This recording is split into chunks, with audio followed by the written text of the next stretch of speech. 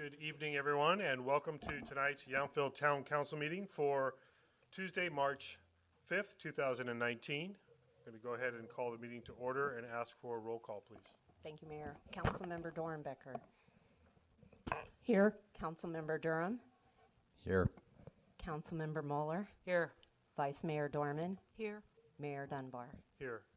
Before we go on to the Pledge of Allegiance, I just want to recognize that the Napa Valley and the wine industry, really worldwide, lost a legendary winemaker, John Schaefer, who passed away, I think he was 94, but he has left a legacy that he and his family and friends can be very proud of. So if you'd please join us in a moment of silence to honor the life of John Schaefer.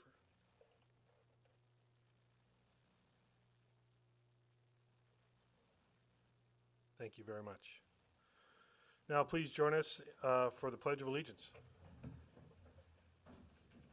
pledge allegiance to the flag of the United States of America and to the republic for which it stands, one nation, under God, indivisible, with liberty and justice for all. Thank you. Next is adoption of tonight's agenda. I think we have no changes or corrections. Is there a motion to adopt the agenda? So moved. Second? Oh, we're going to take this vote-cast, aren't we? So if you can go ahead and electronically do that. Is there a seconder? Second. Okay, we're going to, all in favor? And it worked very efficiently. We're on the way. One for one. There's more to go. Okay, next up, we are going to, I know we have a guest here. Heidi Paul is here representing the Red Cross, and she's going to join me at the podium so I can present a proclamation recognizing March as Red Cross Month. What are you doing? Oh, you didn't do anything, that's why. Given a minute for that to go away. Is yours gone? Yeah, the phone's right there. Okay. This is a proclamation recognizing American Red Cross Month for 2019. Whereas more than 137 years ago, the American Red Cross was established as a humanitarian organization to provide services to those in need regardless of race, religion, gender, sexual orientation, or citizenship status. Today, the American Red Cross is one of the largest humanitarian organizations in the world and delivers its mission every day to prevent and alleviate human suffering in the face of emergencies. Whereas every year the American Red Cross responds to an average of more than 62,000 disasters across the country. Last year's large crises included massive mudslides and catastrophic wildfires in California. Thousands of American Red Cross volunteers provided around-the-clock shelter for disaster victims, served millions of meals and snacks with partners, and distributed millions of relief items. Whereas March is Red Cross Month, a special time to recognize and thank the Red Cross volunteers, like yourself, and donors who give of their time and resources to help members of the community. The Red Cross depends on these local heroes to deliver help and hope during a disaster. We applaud our heroes here in the town of Yountville who give of themselves to assist their neighbors when they need a helping hand. Whereas the American Red Cross shelters, feeds and provides emotional support to victims of disasters, supplies about 40% of the nation's blood, teaches skills that save lives, provides international humanitarian aid, and supports military members and their families. Whereas we dedicate the month of March to all those who support the American Red Cross, their mission to prevent and alleviate human suffering in the face of emergencies. Our community depends on the Red Cross, which relies on volunteers and the generosity of the public to perform its mission. Now therefore, I, John Dunbar, Mayor of the town of Yountville, do hereby proclaim March 2019 as Red Cross Month. I encourage all Americans to support this organization and its noble humanitarian mission. So thank you on behalf of all of the volunteers and the American Red Cross. Appreciate it. And I think we can pose, there we are, here, come on over, You're good. there we go. Right there. There we go. And if you'd like to share any thoughts? Okay. Thank you all very much. The Red Cross could not do its work without the support of the community and the governments, the county and the towns. And just really quickly, we have responded to 13 home fires in Napa County since the start of our fiscal year, July 1st. We have installed over 350 smoke detectors at no cost in 87 homes. That's what we've done specifically in Napa County. We always need more volunteers, so anyone that has any interest can go onto the Red Cross site and start the application process. Thank you very much for this honor. Thank you very much for being here and representing all those volunteers. Appreciate it. We also have a proclamation this evening recognizing Arbor Day, March 5th, 2019. And I will go ahead and read some of this proclamation for us. Whereas in 1872, J. Sterling Morton proposed to the Nebraska Board of Agriculture that a special day be set aside for the planting of trees. Whereas this holiday, called Arbor Day, was first observed with the planting of more than 1 million trees in Nebraska. Whereas Arbor Day is now observed throughout the nation and the world. Whereas the state of California recognizes Arbor Day from March 7th to March 14th, and we're going to make it March 5th. Whereas the town of Yountville takes great pride in the many trees that bring many benefits to our community, including on our school grounds, in our parks, and in our neighborhoods. Whereas the community continues to place a great importance in the planting, care, and preservation of trees throughout the town of Yountville. Whereas the town of Yountville will continue planting new trees this month, as soon as the weather cooperates. Now therefore be it resolved, I, John F. Dunbar, as the mayor of the town of Yountville, hereby proclaim March 5th, 2019 as Arbor Day in the town of Yountville, and continue the celebration throughout the month of March with the planting of trees. So just want to recognize that we are participating in that. Also as a member Tree City, we do on a regular basis when we're talking about various development projects or even residential projects, talk about the preservation and the planting of new trees. So it's an ongoing mission for us. So if I could pass this over to our Public Works Director to share with all those of his staff that actually do all the hard work to plant those trees. So thank you very much. Next up, we have public comment. So now is the time when any member of the public that would like to address the town council on something that's not on our agenda tonight may do so. And I know that I have at least two people in the audience because they're both my neighbors, and I know that that's why they're here. So I think we have a volunteer. Ms. Milnar, if you would come on up to the podium. So we have up to 3 minutes, and just in case you're not familiar, we're not allowed to have dialogue or to take any action on public comments that may be brought forward to the council now, but certainly staff is listening and ready for your comments. Very good. No, I'm not expecting any comments. My name is Janet Molinar, and I own 2 Forester Lane. And before I read my statement, I want all to know that I am not interested in being right. I am interested and entitled to receiving the right information. On 7/31, the town issued a letter. The subject I will address is the letter from the town dated 7/31/18 regarding the mandatory installation of a backflow device due to the imminent contamination of water from my fire sprinkler stagnant water, which by town estimates is approximately 2.2 gallons. On the 15th of August, I had a private meeting with Steve, Sandra, and Joe. While the demand letter may seem legitimate and routine, during this meeting, the town was unable or unwilling to deliver either of the 2 authorities cited in the letter. One was a drinking water survey. The other was a mandate from federal and state authorities. During that meeting, all I had in my possession was the letter, which is this letter, dated 7/31/18. And I placed it on the table, and I asked, could you please supply me with the authority used to write this letter? Now, I asked that 3 times, and I left without any of that information for reasons that are unknown to me. But I don't think it was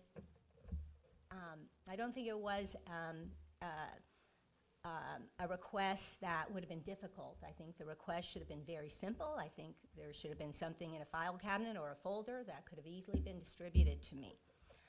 In addition, I asked for all permits, inspections, easement information, and other documents pertaining to the building of my home in 1998. They presented 2 folders, and neither held those documents. The only information they offered was for me to go to the County of Napa. I immediately went to the County of Napa and was disillusioned to learn from my many visits to the county officials that these documents were turned over to the town and by law must be held and retained by the town. On 1/28/19, I wrote a memo, which I don't have time to read in its entirety, but it's present for all to read, about my experience that I had in trying to obtain this information from the town of Yountville. And I call it being led down a rabbit hole. And that rabbit hole cost me 43 hours. It cost me countless meetings with experts from Sacramento to Washington, D.C. Took me to places that I never thought I would need to go to and experts I would never need to see. I also submitted a very detailed letter identifying 12 bullet points, which I have here and don't have the time to read. But it had 12 bullet points which coincidentally were not in support of the town's position on backflow devices. Now, I know nothing about backflow devices. I'm not a developer, a contractor, an engineer, a plumber, none of those things. So when I was asking for information from credible experts, I didn't know how to ask a leading question. I just asked for information. And ironically, that information was not in support of the town. And I will have to say there was one party who was neutral. So I had no invested interest in getting information I wanted. I had a vested interest in getting the right information. The town did respond to my letter, which I thank them for, and I received all of these packages. As you can see, there is significant data to review, and I'm going to need time to digest it. Today, though, something happened that really sort of brought the issue to a head for me, and it was over the easement issue, and a conversation I had with Mayor John Dunbar, informing me that he and some neighbors were moving forward. I have assurance that the easement on 2 Forester Lane is sufficient to do this work, to support our properties. Don Moore and Peter of Budget Backflow wanted to make sure you're aware that the work is planned, since it does involve an easement on your property. I immediately called John to discuss the easement. He was certain the easement was 10 feet. I told him that was incorrect. My expert told me it was 7 feet. The conversation with John did turn a bit contentious, and he was insisting I was uncooperative and resistant, that I should stop these conspiracy theories and that the town information is correct and I should treat it as such. To which I told him to do the work at your own peril. If the surveyor I was hiring proved what my original expert told me, then you would be encroaching on my property. And if you could wrap up your comments, because you've gone past your 3 minutes. All right. In addition, I told John that any work that would be done would be, that they would have to pay to fix it. So I have ordered the title reports and hired a land surveyor. And to the point of the issue of difficulty in getting information, this surveyor told me that he was hesitant to do this job because it may mean that he might lose work in the town of Yountville or neighboring. Could you wrap up, please? Yes, okay. I would like to submit this document, though, for the rest of the pieces. Thank you. Okay. And I'll submit them with this. And for the record, I was told we had 5 minutes, Okay, so it's only 3? yes. Okay. Well, I'd appreciate it if the town would read the other. Thank you. Thank you. Mr. Vernig, welcome. Hi, Jeff Vernig, 6 Forester Lane. I'll try and only take 2 minutes. How's that sound? So that way we'll average in.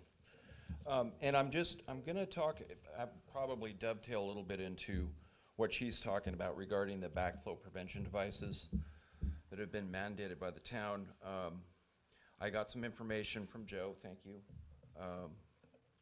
And I wanted to comment on those because I think I'm pretty familiar with Title 17, Part D, and also the town municipal code. And I'll read just from the 2 emails that you received because I hadn't a response back.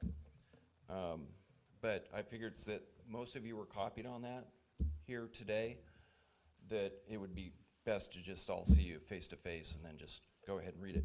So and this is from the California Residential Code, R313.3.1.1.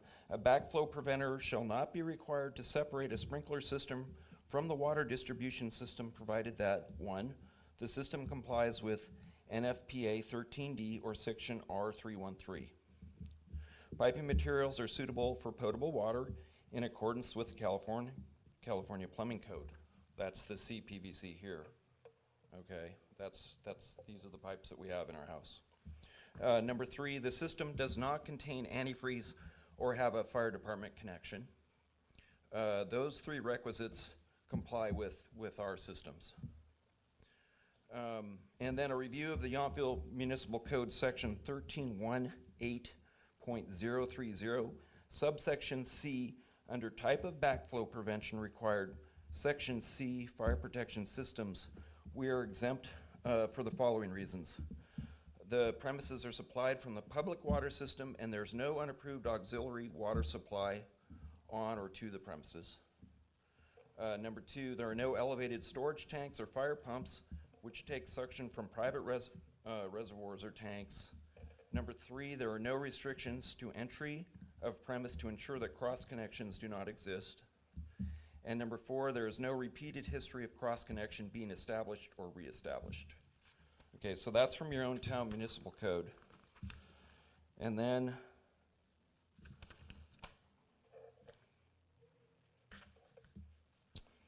well, I'm missing Title 17, but it rather sort of outlines the same thing. So the one document that Joe sent me that sort of concerned me was regarding the amount of backflow that's coming from the Vets home, though. We're talking about 6.5 million gallons in the month of October. Was I correct reading that? That's not correct. Go ahead, we can't have a You dialogue. can't answer the Yeah, question. Yeah, but I can guarantee you the staff will continue to follow up with you. Okay. Well, I'm just wondering, so for the 4 Forester Lane, the 2.2 gallons of backflow for the month of October, are you able to determine that water is actually a problem to the town?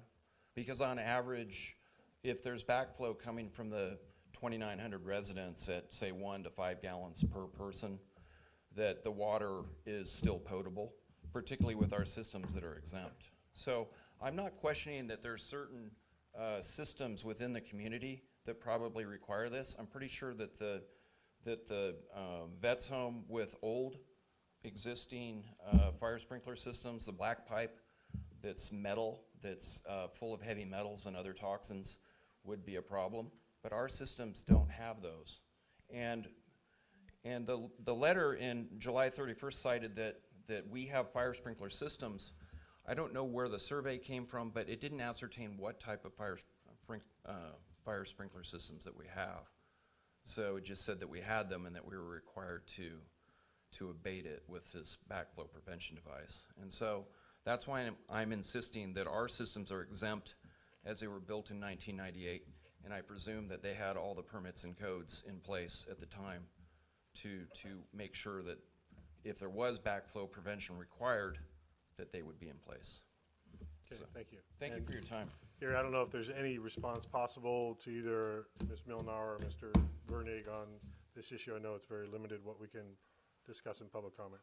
Well, you'll respond to my emails in kind, so. Yeah, but if there's any leeway right now while you're both present, but Yeah, sure. know that there's been more dialogue back and forth in I'll many briefly emails. I respond. presumed. I'll just briefly respond. The California Residential Code and the California Plumbing Code are both modified every 3 years and adopted by reference in the town's municipal code. The town's municipal code sets higher standards than those frequently, including for the building code and the other uniform codes. There is a general requirement that unprotected cross connections in the town have a backflow prevention device.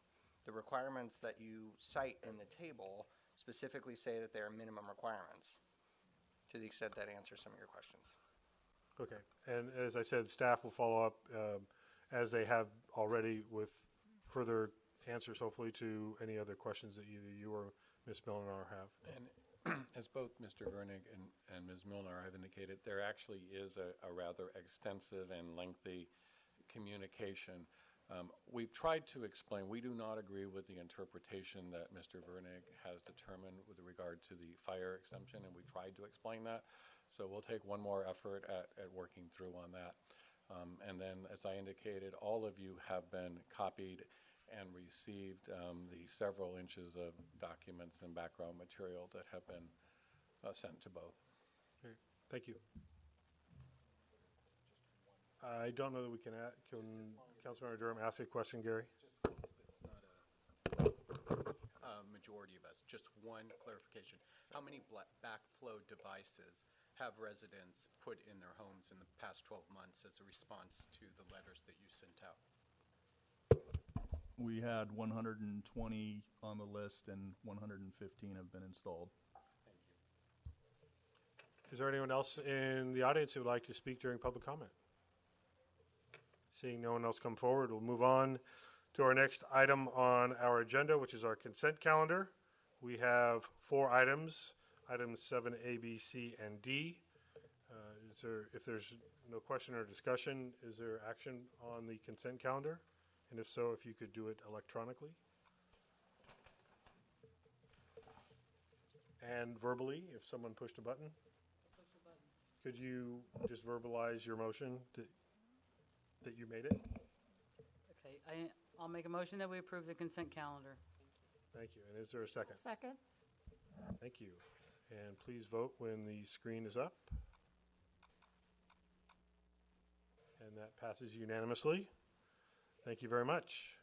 We do not have any presentations further or public hearings tonight. We do have several administrative regular items. The first one being related to Vineyard Park Master Plan. So we will start that with a staff report, please. Mr. Tagliabashi. Thank you very much, Mayor Dunbar, members of the council. Tonight we have for your consideration Vineyard Park Master Plan improvement, and what we're looking for this evening is just some basic feedback on some of the modifications or improvements that we're going to make, and then we're going to offer you 2 choices, alternatives for some of the park improvements, and we'd appreciate if you could provide some feedback on one of those 2 choices if there is a clear standout. So during the course of our improvements with the sports court and the exercise equipment area at Vineyard Park, we also looked at the park on a grander scale and noticed that it's kind of hard to not notice that some of the trees are reaching the end of their service life. In particular, the trees at the south end of the park, there's 14 pine trees that basically the pine trees are planted to help provide some landscaping. They grow rather quickly. However, their service life is about 20 to 25 years, and these trees have been are well past that range of life. We're proposing that we improve them with a mix of magnolia and dogwood trees. We're going to leave the oak trees that are there and try to plant an oak tree or 2 as well. And then it's going to also include a path in the rest area. This is the park layout A. So we have presented both of these, this plan to PRAC earlier this year. They looked at both plans and gave us feedback on both plans. Of the two, they preferred layout B. Layout A, they thought was a little bit too intrusive. They thought that the path that meandered closer to the flood wall and then traversed around both courts might cause some anxiety or a little bit of concern with some of the residents who are used to a more serene and quiet environment on that side of the park. As you can see, this path starts out around the restrooms, comes around the corner at the easternmost court, and then parallels Beard Ditch for a portion of the time. And then there's a picnic area that's located at the southeast corner of the park.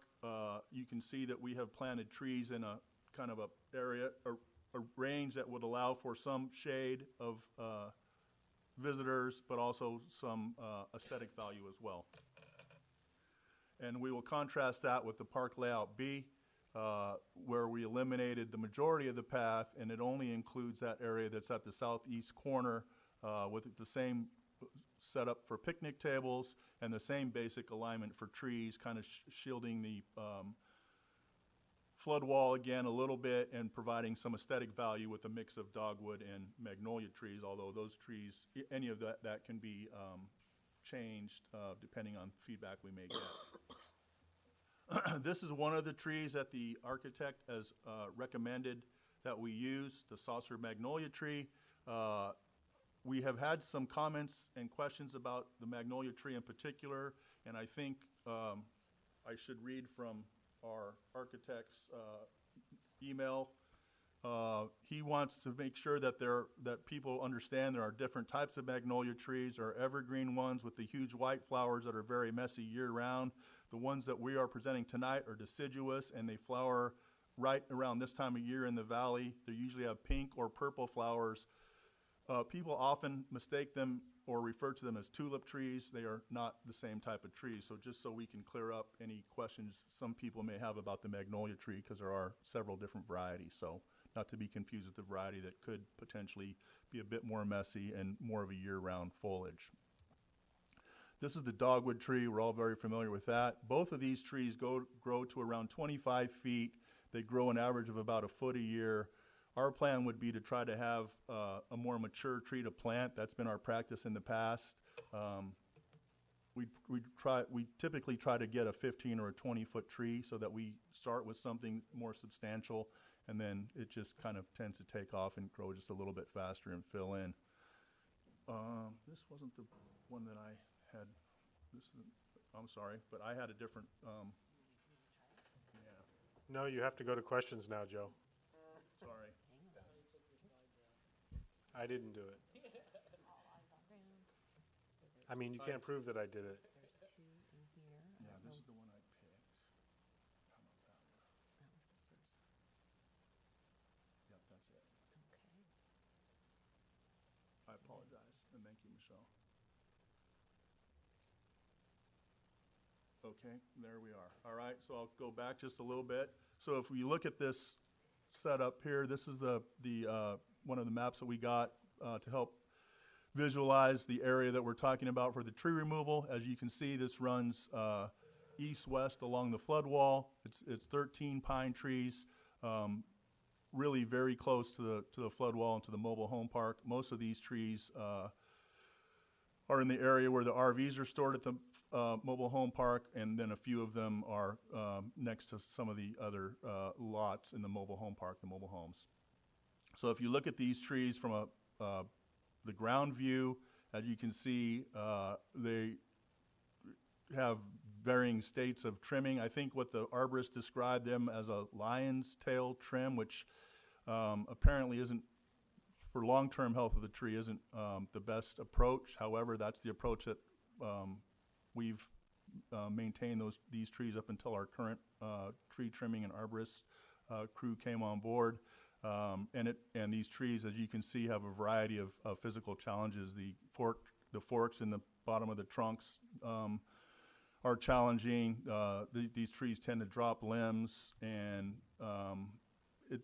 they're just, at this point, the arborist has recommended that they be removed and that we replace them with the trees that we're suggesting. So, Joe, before you proceed, the Sure. arborist report, it was an add to the original packet. Do we have that report available for anyone that's in the audience? Yes, Okay. it's in the binder. And it was a separate email that the council received that showed some of the trees and the conditions. that's correct, and that, I apologize for that. We did have the report from the arborist, but it hadn't been written to us yet, so we wanted to include that as a part of the package once we got it. So my apologies, but it is included. This is the saucer magnolia we talked about earlier, and then the dogwood tree, and with that, I'm happy to answer any questions you may have. Okay. Councilmember Dornbecker. Yeah, Joe, the location of this picnic area that you would be adding, isn't that still in, the area that gets regularly flooded? It is. It is. Yeah, that whole area is really, that's a great question. We would most likely use the same type of material that we use in the exercise area. So if you've noticed, that cleaned up pretty well over this past storm, and it's relatively easy to maintain. That So DG, or what is that? it's called, I'm gonna be wrong if I name it now, TerraPave or Oh, something okay. similar. So it's a porous product, so as it's raining, it drains through. However, once it gets flooded, like what happened earlier last week, then it retains water, and it picked up a little bit of mud, but it was relatively easy to clean up. So, but that picnic area would be a new element. It would be a new element, that's correct, and that's in the CIP lineup, I think year 4 that we presented it this year. And the PRAC commission did not like the extending the walking path Yeah, around? yeah, they didn't care for this plan. They thought it was a bit too intrusive. They preferred Plan B. They thought it would allow people to enjoy the view, and for the people who are there maybe to support some of the pickleball or tennis games going on, they could do that as well without interrupting some of the folks who live around there that have gotten used to a little more peace and quiet in that part of the park. And in the north end of the park, there are no changes? No changes. This is the contemplated? only change that we're looking at. And it was really driven by the need to kind of refresh that area. The trees are growing a bit old, and they're going to come down. Either we take them down or they're going to come down one at a time on their own. So we thought it would be better to have some kind of a plan where we could replace them, improve that area, and then hopefully do something with the path and the picnic area at some point in the future as well. Thank you. Other questions of the report? Vice Mayor? Thank you.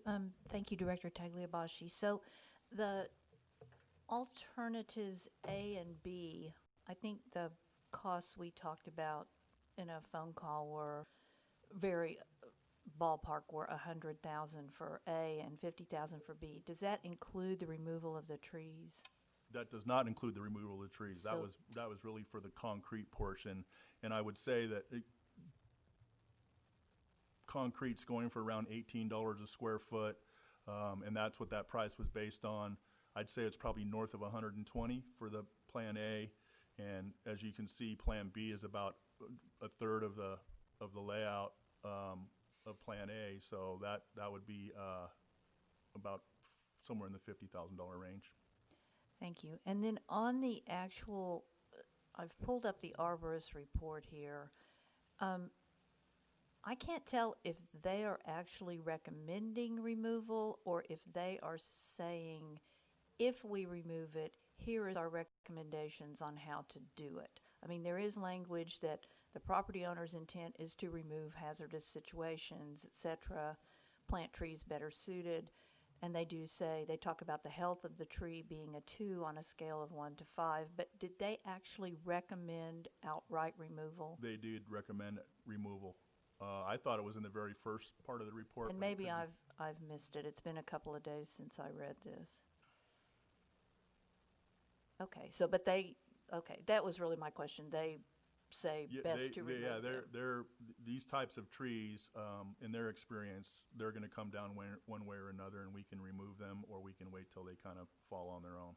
And I think they've been looking at these trees since 2016, although they issued no formal reports. Right. We had them look at it as we were starting to build the sports court because we were worried that it might, if you recall the original version of the sports court, we were going to try to add an additional pickleball court and keep the tennis courts as they were. Well, when we were looking at that scenario, we also started to look at the trees and what trees might have to be removed. And at that time, we had them give us a preliminary look, and that's when they voiced concern about the health of those trees in particular and what might need to be done in the future. But we didn't really have a plan or a budget for that, so we didn't really need to look any further than once we discounted the additional pickleball court, then that whole conversation kind of went to the side. And have we talked to them at all about if we remove some of the trees that are in the most crowded positions, if there's anything to do that might rehabilitate the existing trees so that we would be in a position to keep some of those original trees possibly? Those pine trees are beyond their life. The oak trees that we're trying to save, that we're not removing, that's the plan to save those trees, is remove some of the pine trees that are shading those out. And if you notice some of the oak trees that are out there, if you walk out there, they're all growing a little bit sideways because they're all trying to fight for the little bit of sunlight that each of them are able to get. So in an effort to save the oak trees, those pine trees in particular are going to be removed, and we're hoping that helps the oak trees survive. And the magnolia trees, do you have a sense of trunk height versus canopy? On the picture you showed, it looked like the trunk height was not that tall. Right. I think from what I know about the magnolias, I mean, if you can see these, it's kind of a multi-trunk tree. So I think the work with these magnolias is to try to either train them so that they're not just a bunch of branches coming out and kind of more of a tree. And I think we'll rely on our arborists and our tree trimmers to help us achieve that. But yeah, there's not a lot of trunk on there. Thank you. Sure. Any other questions? I have a couple questions for you, Joe. I'll start with the tree part of this. There's a silt tree that you have proposed in the, looks like the southeast corner by the picnic area. And do we have a description of what that tree looks like?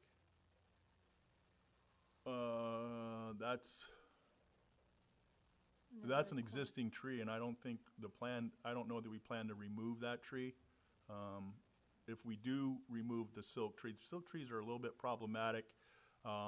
They're actually a remnant of some of the history of the valley where they were trying to have a silkworm farm industry, and it just didn't work out. So a lot of these trees are kind of a heritage from that time.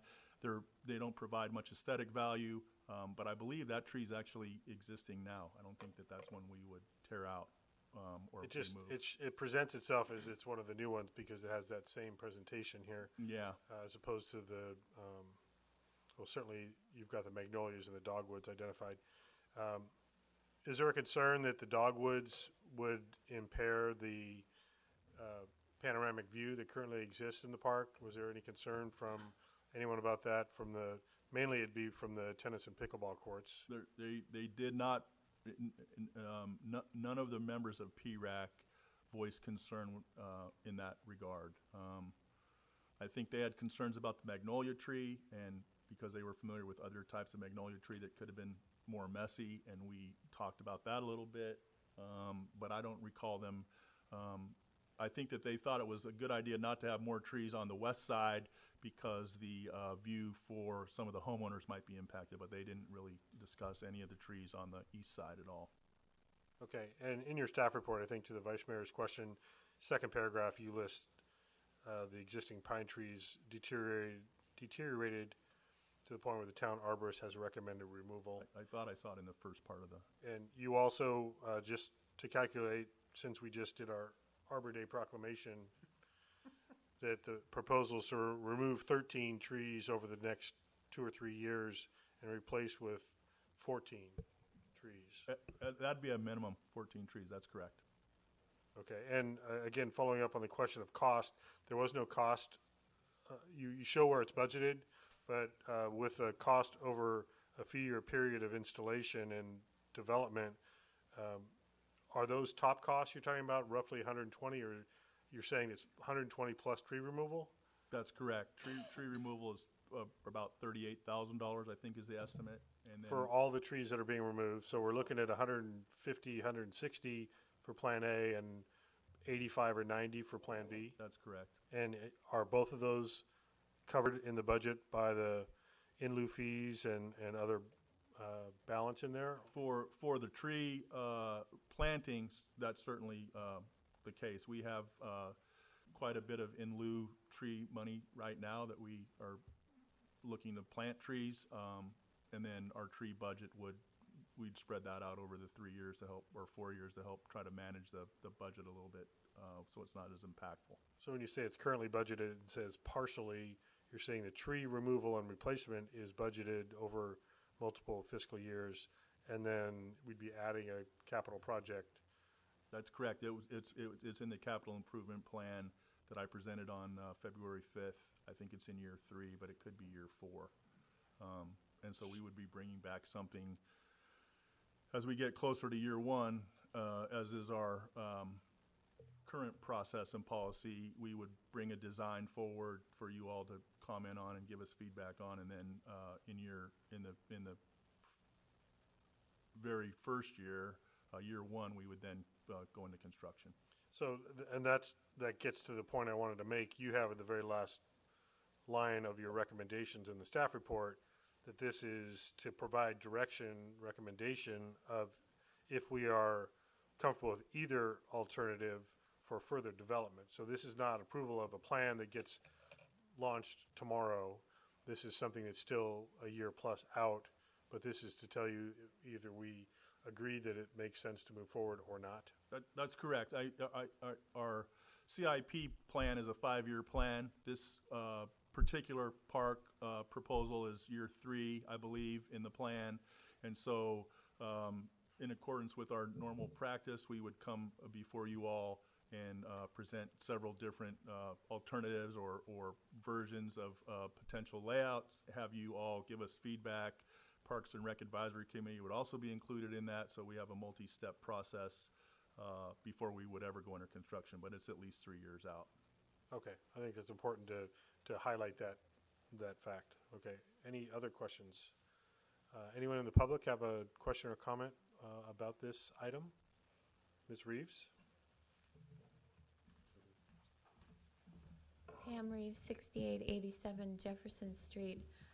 I just wanted to point out that since you're in the preliminary planning procedures here, that there is an opportunity with this park, dependent on what you're proposing as ground cover for that whole area once you remove the pine trees, to very inexpensively put a couple of fences just before that little proposed picnic area and just after the tennis courts, that you could provide a dog park there.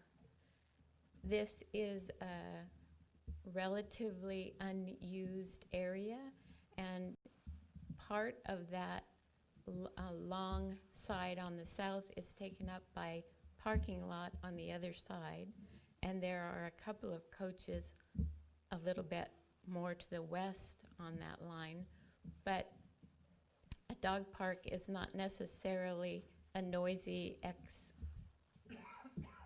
experience, and you could post signage, and you could use it as a pilot program and have everyone who uses that park enforce the rules and allow it not to be such a passive area, but that could be used to the benefit of the residents and their pets. Thank you. Thank you. I know that issue's come up multiple times over the last many, many years, and I think you've just gotten the attention of everyone that lives in very close proximity to the wall and the fences in that neighborhood. They would disagree with you. We've heard that numerous times, that it's not a quiet, passive activity. in their minds, but I would suggest that you bring that forward to the Park and Rec Commission for further consideration as they're looking at more development in that area. But know that that has been vetted numerous times by community and town staff, and for various reasons. One of the largest, if I remember correctly, from the tour I was on, is the noise that would very possibly result. Everyone seemed to have a different opinion of how loud dog parks are, but the people that lived right in that area certainly had their opinion. So certainly it's your, you certainly have the right to bring that up to the Park and Rec Commission again. But just know that there is a long history that has looked at that location and others, and there's always been an issue with, noise has been one issue, and there have been others depending on what site has been considered. But because we are still in the development process, feel free to bring that forward. Any other comments or questions from the public? Seeing no others, then more feedback from the council. We're being asked to give direction, not a final approval, but direction on, is there a preferred option as presented, either A or B, and thoughts about those options. Councilmember Durham, would you like to begin? I will. I'd like to say that I understand it's a different magnolia tree. I've just seen the effects of magnolia trees on foundations and sidewalks with my in-laws. So all I ask is that even though the flowers are different, is the tree and the rooting system different? Because if those roots touch that court and we have to put any more money into it, I'm going to scream. Or the flood wall. Yes, exactly. So that's my comment on that. Secondly, I respect what the PREC said about the consideration for the path. So I am fine with layout B. Also, was there any discussion about putting any seating around the tennis courts or the pickleball courts? Or is that even a desire or a need? That's just something. We are in constant conversation with the pickleball players, and nothing outside the fence that that I'm aware of. Very good.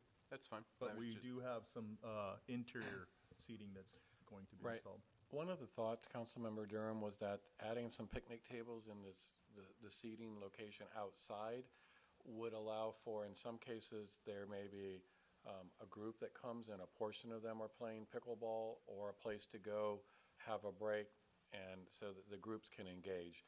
And they don't necessarily want to be seated right next to the court. So I think it meant that it would have an opportunity for somebody play a bit, go take a break, and there was some interest in that in terms of, and also perhaps engaging other folks, because as many of the people know, this particular location has a beautiful view out onto the vineyards and the foothills to the east. And as is evidence from last week, is in a flood zone, correct? That's correct. So we're talking 100 and, I'm sorry, your number was 125? Depending on, well, it was 120 plus trees. Approximately. So 150, 160 would be alternative A, and about 80 or 90,000 for On B. top of the 200 plus? 250,000 plus we've already put into a flood zone. 400. 400, thank you. Because we did that special surface because we knew it would flood, so we wanted to make sure it would last. So I roll my eyes and I'm facetious, but we put a lot of money into this area, into a flood area. So I just want to be on record as that.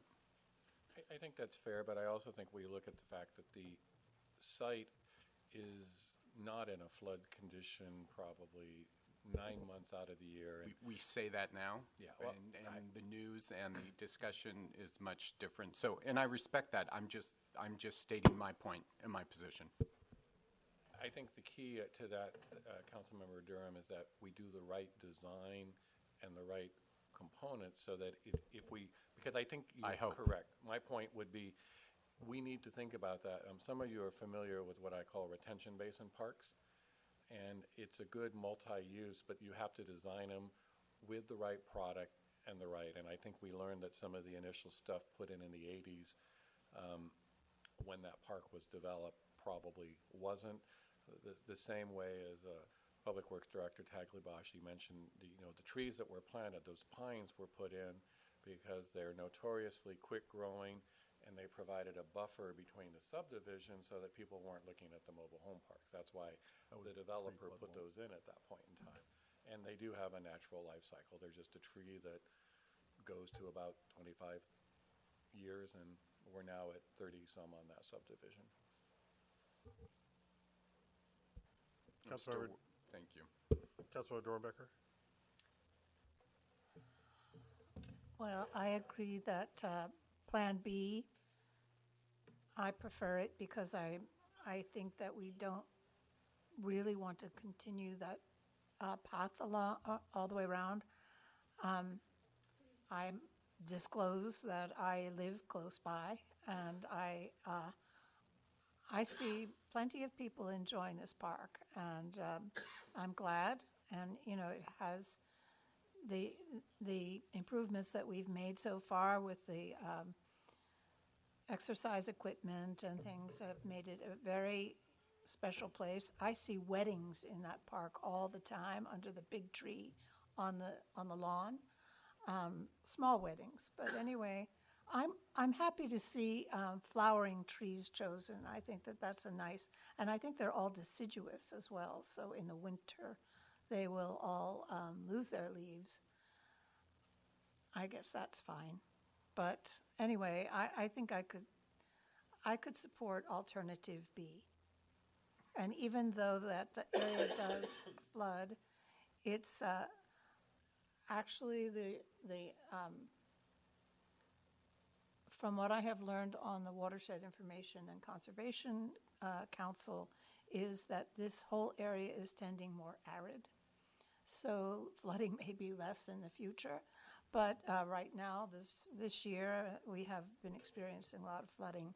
And I think that does have an extraordinarily beautiful view right there. No question. So, and it's another enhancement for the pickleball folks. They'll be happy. Thank you. Councilmember Moeller? First, I totally support taking those pine trees out. They just look like they're an accident waiting to happen back there. I like the idea of the flowering trees. I also like option B. I think a little extra concrete, but not too much is definitely, and I agree that if somebody wants to walk around without walking around in concrete, they can still walk all the way around there. There's nothing preventing that at all. So I like that. I like the flowering trees. I also agree with some other comments. Yeah, just look at those root systems, because it's usually what's below that causes the problem Absolutely. versus what's above. Hey, this is my favorite park. I go there all the time because my dog likes it, and I like it too. I'm glad we have a bathroom out there. That's really great. So I think this is going to be a good new addition to that park, and I think B with a little less concrete gives us that. And I'm going to go out there tomorrow and look. I never knew that was a silk tree. I do know a lot about the historic silk industry, so I think it's pretty cool we have a silk tree in town. I I'm never gonna have knew to look that. at that too to make sure. Yeah. If you find out it's not, let me know, because I'm going to tell everybody it is. Okay. All right, thanks. You might want to count on an arborist to tell you not, Joe. Joe's going to tell me. I rely on Larry Hancock, our meeting ops. Vice Mayor? Thank you. So taking the tree replacement first, I never like to hear we have to replace trees, and I fight and fight and fight it, but it sounds like this has to be taken down, and there is a good plan for it. I would say, as far as the replacing it, we are taking down 80-foot really majestic, beautiful trees, and we are putting up 20 or 30 feet kind of giant branching trees. I think it will change the whole complexion of the park. I think also going from evergreen to deciduous will change the whole complexion of the park. I would ask that we look at some trees that have a trunk and that are beautiful and majestic and that do preserve the view, because if we get 15 trees that are 20 feet high and have a 2-foot trunk and branch out, we're not going to be able to see anything. So I would ask that we look at that, something about that. On the picnic area, I really am going to be the odd person out on this. I know it's on the CIP. I know it's going to be brought before us in 3 years, and certainly I'm not sitting up here saying I don't ever want to see it again. 3 years is a long time from now. But my thinking today is $120,000 is a lot of money to spend on something that floods. I walked Vineyard Park while it was still being muck raked after the flood last week, and the permapave or whatever we call it, it has uncohesed itself from the abutting concrete, and I could get my hand up under it without any problem. I just don't, at this point, like I say, it's in the CIP, it's not a deal breaker for me, but my current leaning is to just let the park be a park. Let's have some passive space in Yountville. Thank you. Thank you. I will talk about the trees also. I think those do need to be removed, as you've identified and as the arborist has identified. I agree, at least in part, with the Vice Mayor's comments about, because I was concerned looking at the magnolia and dogwoods about that very expansive canopy, and it's quite beautiful. But let's make sure, one, we're not talking about overplanting because of those canopies, and then creating a different problem. I think the pine trees, and we've had this issue in some cases on private residential property where pine trees have grown and have created a real nuisance condition, even a dangerous condition. Granted, they may have been there before the house was, but there is a safety concern with those trees that I think needs to be addressed. So I'm certainly supportive of the removal of those trees. I might prefer a mixture of species that makes it a bit more interesting, I think, to the Vice Mayor's point about the aesthetic, visually, giving some height and some other dimension to this whole space. And as Councilmember Durham identified, root system, we just have to be absolutely confident that whatever trees we're putting in, those root systems are not going to be a problem going forward. They are close to that property line. It's hard to tell how many feet away, but you know, if in 10 years we've got tree roots that are going 15 feet to the south and causing a nuisance, we'd like to avoid that. It is a big ticket item. We have proven that we are supportive of paying for things that benefit a significant number of our residents. So I have mixed feelings about the project as a whole. I support B over A. I don't think it's, as has been identified, I don't think it's necessary to add more concrete path around the southwest side. So if we are going forward, I would support B. I think we have to identify if lighting is required. We haven't gotten there yet, but if we are creating a path system that takes people into at night certainly, a dark area in this park, do we now need to talk about bollards and adding lighting, and then people need to realize that's going to change the night darkness. Even if it's minimal, we just need to make sure that we've addressed that. And I'm still also concerned about the fact that it is in a very low point and floods regularly. There may be alternatives to surface that they don't care if it floods. If there's a different type of surface, if there is a retaining wall, I know in Forester Park there is a very low kind of seating / retaining wall that helps keep the surface in that play area. I don't know if that would be something to consider that might help protect whatever the picnic area is made of, if it's the TerraPave or something else. We have some time to figure this out. I do think that if we're going to invest well over $100,000 or close to it, again, let's just get all of these things analyzed a little bit more and checked off. I like the idea of making it a more welcoming area for recreation, and it's still pretty much of a passive recreation when you get outside the courts. So in a very broad concept, I like the idea. but I think we really need to drill down on the specifics and identify, just make sure we're not creating a new problem that doesn't exist now. So that's generally what I want to share for now, and just need a little more detail as we go forward. Absolutely. Any final thoughts from council? If not, I think we've given direction Absolutely. at this Thank point. you very much. Please thank the Park and Rec Commission for their input also. It's important we get as many users of areas like this to share their thoughts. So thanks to all of them, and thanks to you. Thank you. Okay, I think that takes care of item 10A. Let's go to item 10B, authorizing examination of records as it relates to, let's see, tax records, TOT, et cetera.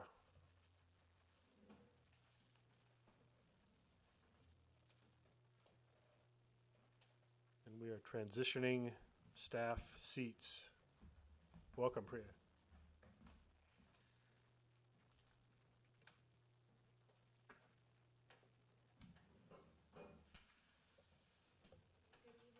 Thank you. Good evening, Mayor and members of the Town Council. My name is Priya Nixon. I'm here representing the Finance Department.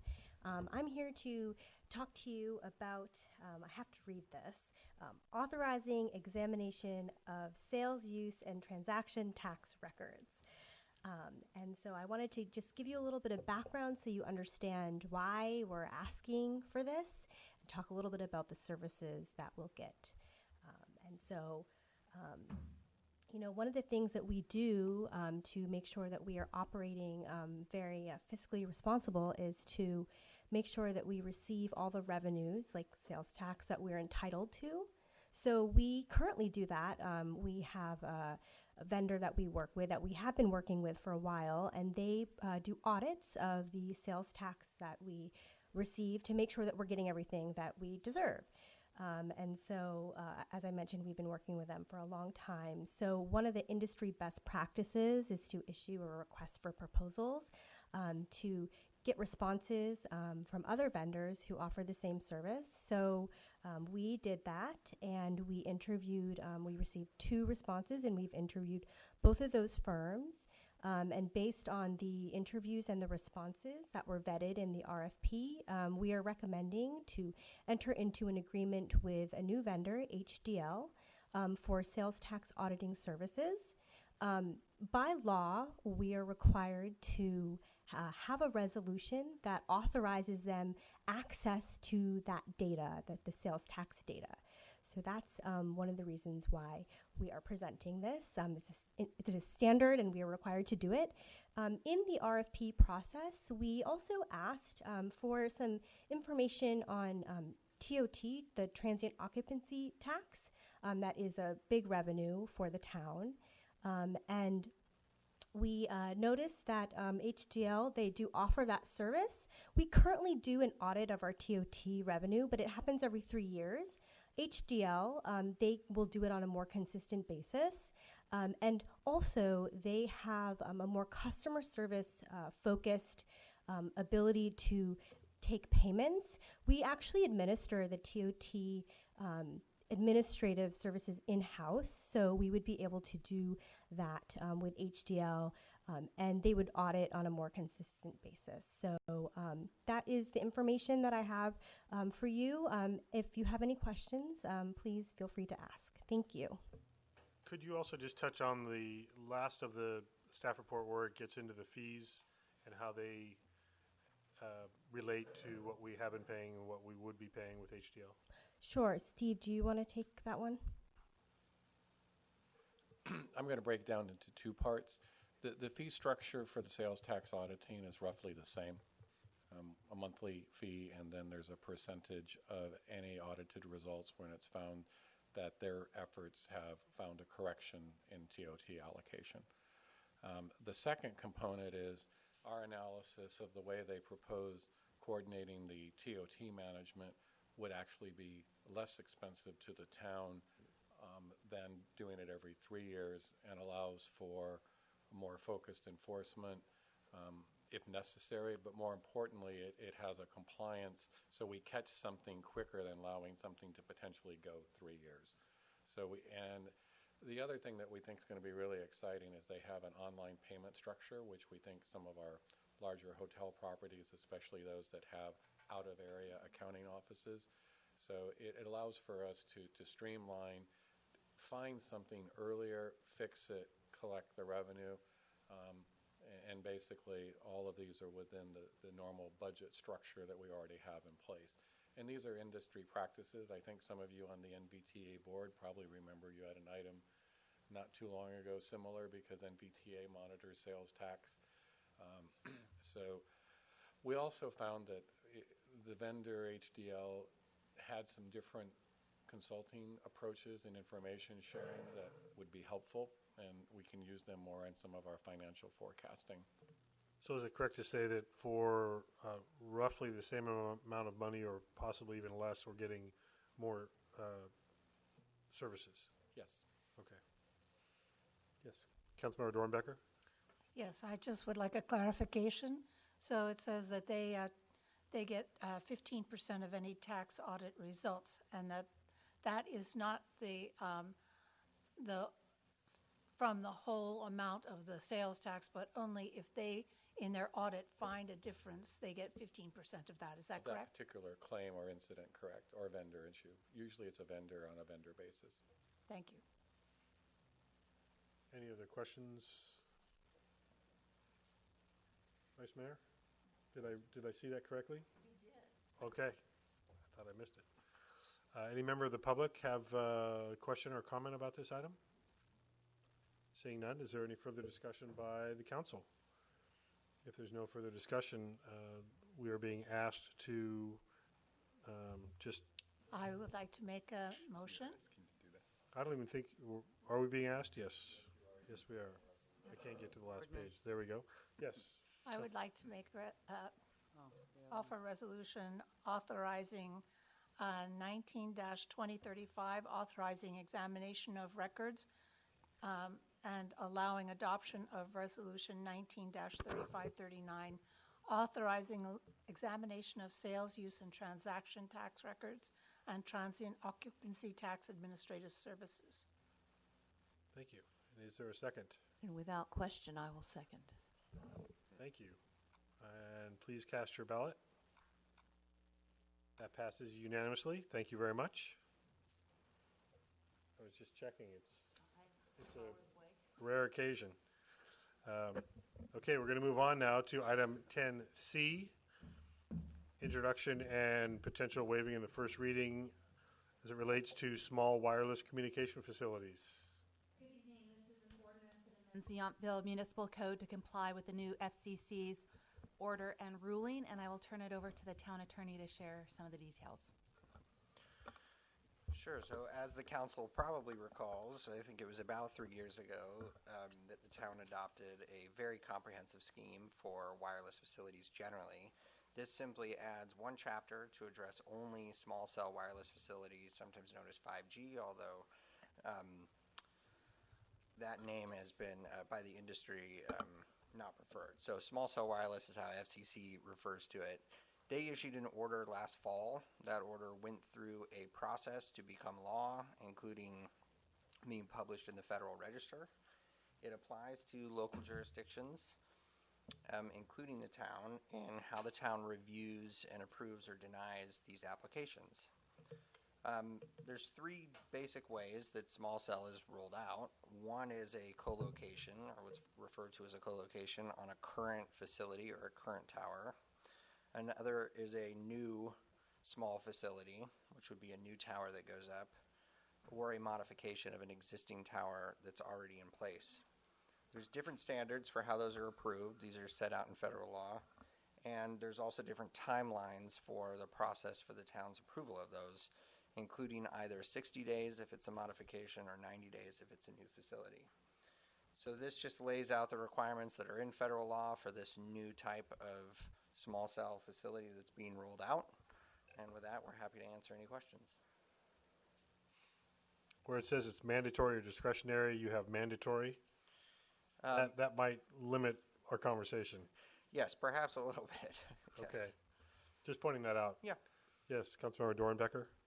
But in reading through the ordinance, and the language in the ordinance, I wanted to clarify that we, however, although this limits a lot of our local control, we still do have the opportunity to make aesthetic judgments about how a cell fits in. Is that correct? That's correct.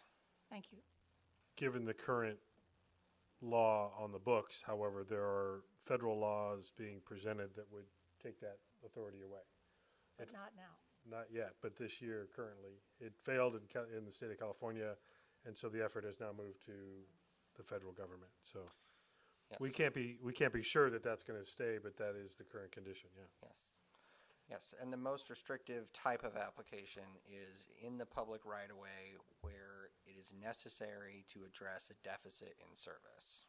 And so there's provisions in here for them proving that up, and when those circumstances arrive, there's a little bit less judgment. And ultimately, an application can be denied, provided it's done within the time frame required. And then there's another process for them to resubmit the application. So really, this is about shortening even further the town's time to review these applications, and to a certain extent, how these are rolled out on existing facilities. Any other questions? Yes, Vice Mayor. Thank you, Mr. Bell. So I just want to get straight in my mind. This is an amendment that has to do with small cell / 5G. So if there is something that comes in, as Councilmember Dornbecker mentioned, aesthetics is still controlled by our existing statute. Correct. So, and I'm going to just give you a quick list. The placement of a new small cell facility, that is still controlled by our existing statute? Yes. And I think our existing statute has required findings, and all new facilities have to come to ZDRB and then to council. Is that still operative? For new facilities? For new facilities. Yes, that's correct. And the same token, if there is a substantial modification in an existing facility to install the small cell, that still has to come to ZDRB and to council. I believe that's correct. Is that your understanding as well? For the I existing don't know if you've statute. gone through this application process with ZDRB and the council before. We haven't used it yet. But it is in our existing statute. Yes. Yes. And the same token, the existing statute speaks to maintenance violations. Those kinds of restrictions will still apply, Yes. correct? Yes. Okay. So we have done, to your view, the maximum we can. Given a mandate, we have done the maximum we can to reserve flexibility and discretion to our local control. Yes. Thank you. And the last item would be the revenue that would be generated from services on any facilities would also still be controlled and received by the town, correct? In its current condition. Yes, and there's fees for these applications like other planning applications that come in. They're somewhat capped for small cell now, lower than they were for other applications and that they are for other applications. And yes, there are jurisdictions that have agreements with these companies to use like light poles and other public infrastructure and to lease it out with them, and that's certainly something that the town could look into. I will just reiterate that what we're seeing, though, is the trend is to try to restrict local control influence and also to bring down the revenue stream. So, having negotiated a number of cell tower sites in other locations, the revenue stream is becoming less because they also need more as you deploy the new small cell technology. And this is why you're going to see more effort on co-location. I do want to remind everything because it didn't. You all summarized a number of key points, but we also have a requirement for a design that focuses on stealth. So it's meant to, not have it stand out and scream. Modern contraption strapped onto a street pole or a building, and that's one of our key elements. And I'll just remind us, reiterate what I had said. I think it was Senate Bill 649 that was ultimately vetoed by Governor Brown that would have taken away all of what we just talked about Yeah. in terms of that authority and that revenue generation. And when that was vetoed, the industry went to Washington, D.C. to try to get a similar bill passed. So we can pass this as we are mandated to do, but this doesn't protect us necessarily from that effort. Very much true, and I would say the current administration is not necessarily a friend in the light of our local interest. I mean, I could see them further restricting or eliminating our ability to regulate because that's just sort of the approach that they're going. So, I mean, you're correct. This could be a very quickly changing environment depending on where the FCC goes. Right. Thank you. Any other questions of Sandra or Gary? Any member of the public? Question, comment? Yes, Billy.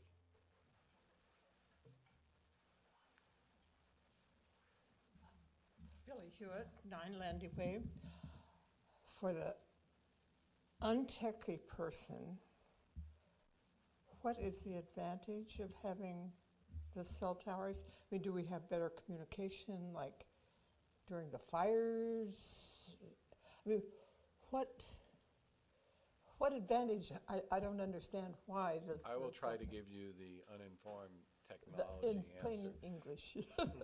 We're using more and more broadband and device, and they need a different capacity, and so these are powering our usage. So yes, in the industry's point of view, they need more of these to deliver accuracy, speed, redundancy, and just to meet user demand and expectation.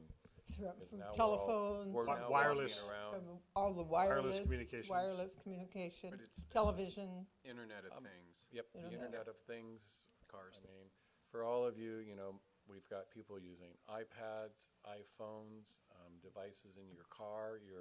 It's a whole number of things that is expanding, and So as that increases, then we need more local carrying. well, they just need more of them because you have to have more of them in closer proximity to all of the devices and activity. The air is getting very busy with people communicating. Right. Okay. And so when you want to, on your walk back home, turn on your, increase your thermostat a couple degrees for when you get there and turn the lights on before you get in, you can't do it Okay, so unless part we of have that, these devices right, out there.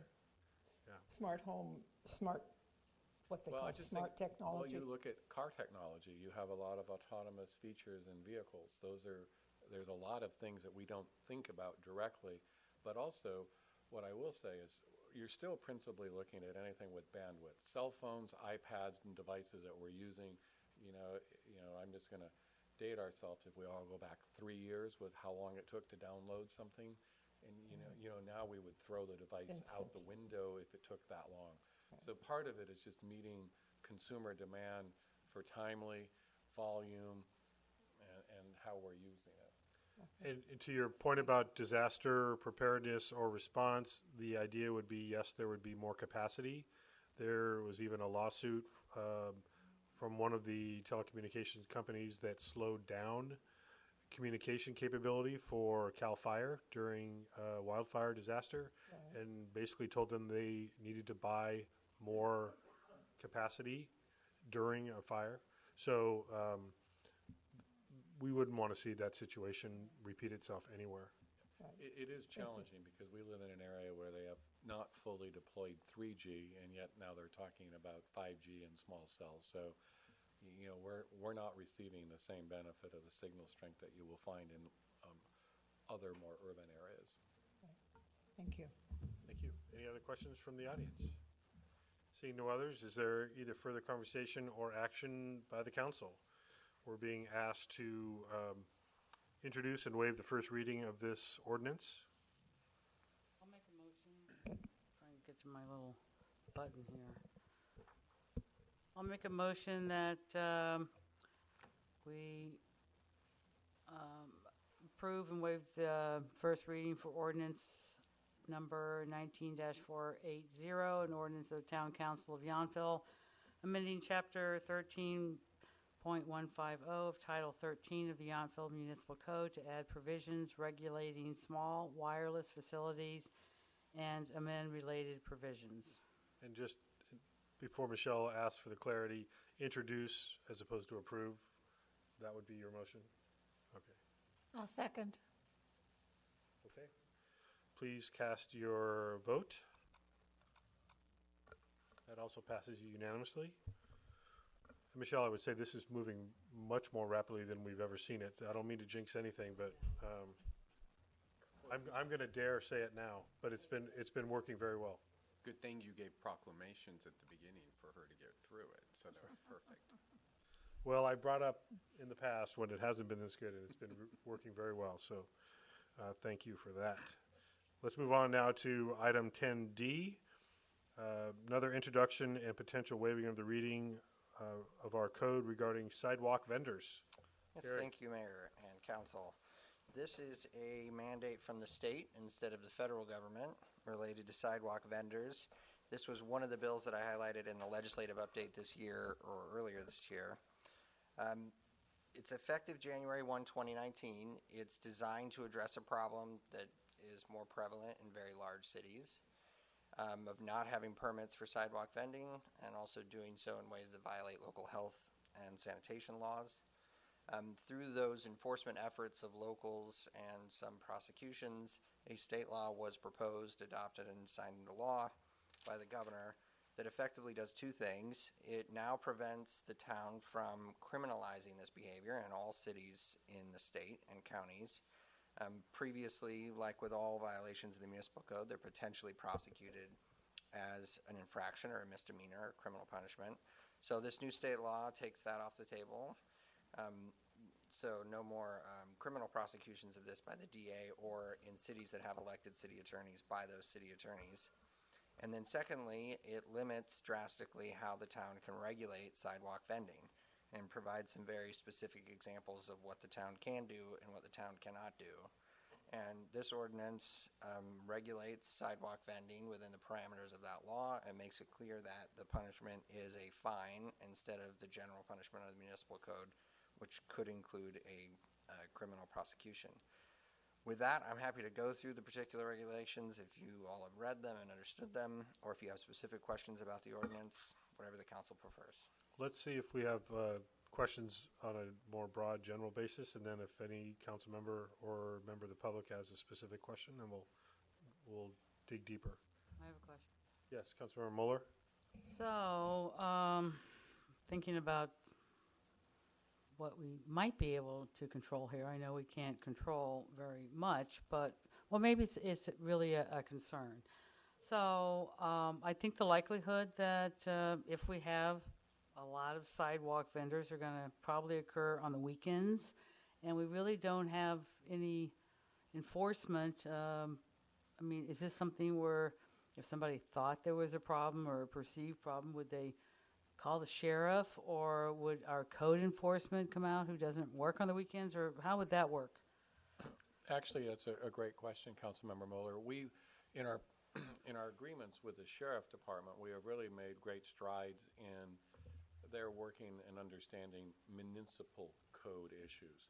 So we would put a chapter, we refer to it as Steve's binder, but there's a binder with the Sheriff's Department as well that talks about our policies, programs, and this would be added. So yeah, we would, a concern or a potential violation if it occurred on a weekend would be sent and dealt with initially by the Sheriff's Department, and then based on the case report, probably followed up by town staff.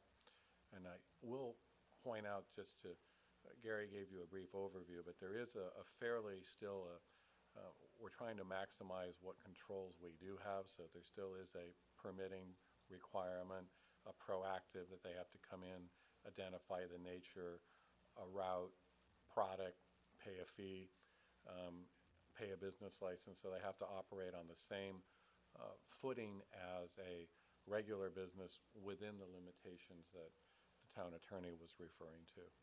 I will also say we did a walking tour because there's two elements.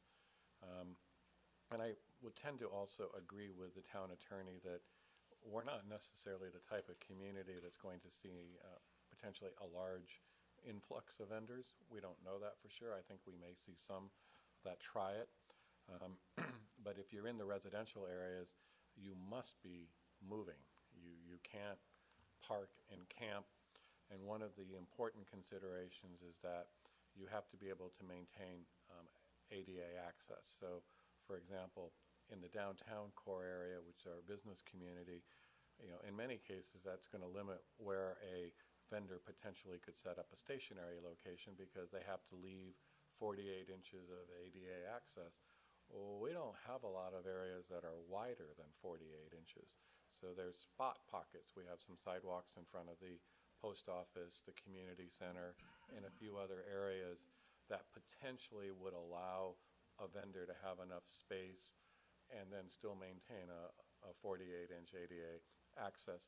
And we have a couple locations in our parks that are likely to allow for a vendor to potentially be able to vend in those locations. But Gary and I did a walking tour today, and so we have a very good understanding of what it is. But So can you just talk a little bit about which areas and which parks? well, we have to allow it in any park, Okay. as long as it meets that ADA, does not block ADA. And I really do want to stress that this is not something that the town staff is sitting here going, oh, we want to encourage this. This is something that we're being told we have to do, and we're trying to put the restrictions in to comply with state law because the consequences of not have potential. But we're also trying to protect the general integrity of the neighborhoods and the business competition. Other questions? Councilmember Dornbecker? I just wanted to clarify that in regard to parks, unless we wouldn't be able to restrict them unless we had contracted with a concessionaire for the exclusive sale of food or merchandise. Isn't that correct? That is correct. Also have the ability under that, if there's a special event going on, I'll use Yountville Days, for example, then they would be prohibited unless they went through the special event permitting process. So Participate. in our case, we do not have identified approved vendors, and that's not been something on our agenda in terms of an effort to do. Nor do I necessarily think it would prove a attractive outcome, because I want you to kind of think the pathways in a lot of our parks are not wide. You're going to be looking at the front of the community center. There's some larger group areas at Yountville Community Park, maybe up towards the children's playground area. If I had to go out on a limb, I think a ice cream treats kind of vendor in the summer push cart might be the most viable, but I don't really see somebody setting up, and actually we restrict it because we don't allow propane or natural gas. I don't see somebody bringing like a mobile hot dog cart and rolling through town. Well, I guess I was thinking more of, for example, when we have music in the park, we have trucks that, don't we contract with them? Those are different because that's correct. Those are under the auspices of the town for the special event. And again, a mobile food truck is not covered by this. But to that point, a great illustration, because at some of the community events, Ben and Jerry's has an ice cream cart. Again, they're invited in under the special event and they're covered, it's not an issue. I see. But what we're talking about is somebody else may choose to come and, camp outside the children's area or something like that. And if they meet the requirements, then that's something where we lost the ability to say, no, you can't just be there. But they do have to comply. And like I say, a lot of our paths are not, if you think about large urban areas, you have 10, 12-foot sidewalks. We don't have those in Yountville. We have, in a lot of cases, 36, 48. Maybe, and they can't be on the path systems because the paths are multimodal paths. They're not exclusively sidewalks. So there's a handful. We're not going to say there aren't potential locations that a vendor could come. But again, somebody may come try it. I just don't know that we're going to have the volume that's going to make make this an attractive market for the vendor. But I don't know that it's not either, but I just think my inclination is that it's not. Thank you. Yes, Councilmember Durham. And I want to be clear for all those who are just listening or hearing this for the first time, page 1 still sets criteria that they have to meet. This is not, I mean, although I appreciate our level of concern for this, there's still requirements they have to meet. They still have to have permits. They still have to operate within the law. It's not just someone throwing something in the back of their red wagon and pulling it down and selling it to the children. So the alarming tone is, I think, a bit overdone. I think, Councilmember Durham, that's a good observation, because the other thing is, in some ways, it'll make life easier, because they'd have to actually have their license from the town affixed, so a potential customer or concerned resident would know if it's been an approved, and if they don't see it, then it would be a fairly clear, we have an issue here. Exactly. Vice Mayor? Thank you. So it says a sidewalk or public right-of-way must be, excuse me, at least 6 feet in width, and then there's the ADA 48 inches. So what do we mean by, and then a park, is that a public right-of-way? Is that public property? I mean, in the park, can somebody set up in the green space that is accessible via our path? Where can they actually set up as far as, quote, public property, right-of-way, sidewalks? Assuming all other conditions are met, what does those terms mean? So the park is a public right-of-way in the same way that a sidewalk is, at least as to the paths that go through the park. But if you wouldn't typically allow a permanent installation to be on the grass, then you can restrict this in the same way, if that answers your question. Well, it's not going to be permanent, right? By its very nature, it can come at 9 and leave at 5 or whatever the Stationary hours. is what I meant to say. Oh, Short answer would be no, because we don't allow things to be set up on the grass, so it would have to be in the public. But if you had a really large, like I say, we have a couple areas that converge, and again, the same thing, they would not be able to be in spaces that are rented because we have a rental fee. So again, those are some things when we put the handbook together for whomever might, and I use that because several of the Huguenotville Community Park, some of those larger areas, they're rentable. So that's going to take them off the availability of a potential vendor. But there may be a location right in proximity to the bathrooms that meets the, somebody could find a spot where they could, be within the sidewalk.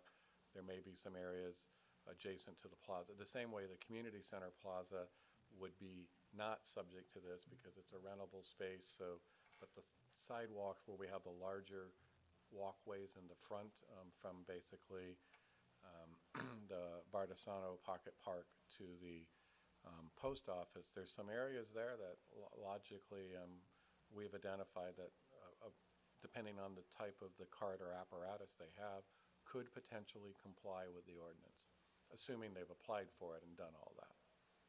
and then we have a piece in here about requiring fingerprinting. Is that required, or is that something that we're wanting to add? So that A is fingerprinting background check and to submit the results to the town. What does that mean? So there are certain things that the state law specifically says the town can prohibit or require, and there's a catch-all to ensure the health, safety, and welfare if there's another requirement to pursue those purposes. Background check is one way that that can be done. If the person were wanted, had a warrant, or otherwise was wanted by law enforcement, that would be a way to detect that and to protect the health and safety of the community. It is not a required aspect of this ordinance, though. And if they have a criminal record, could we prohibit them from getting a vendor license?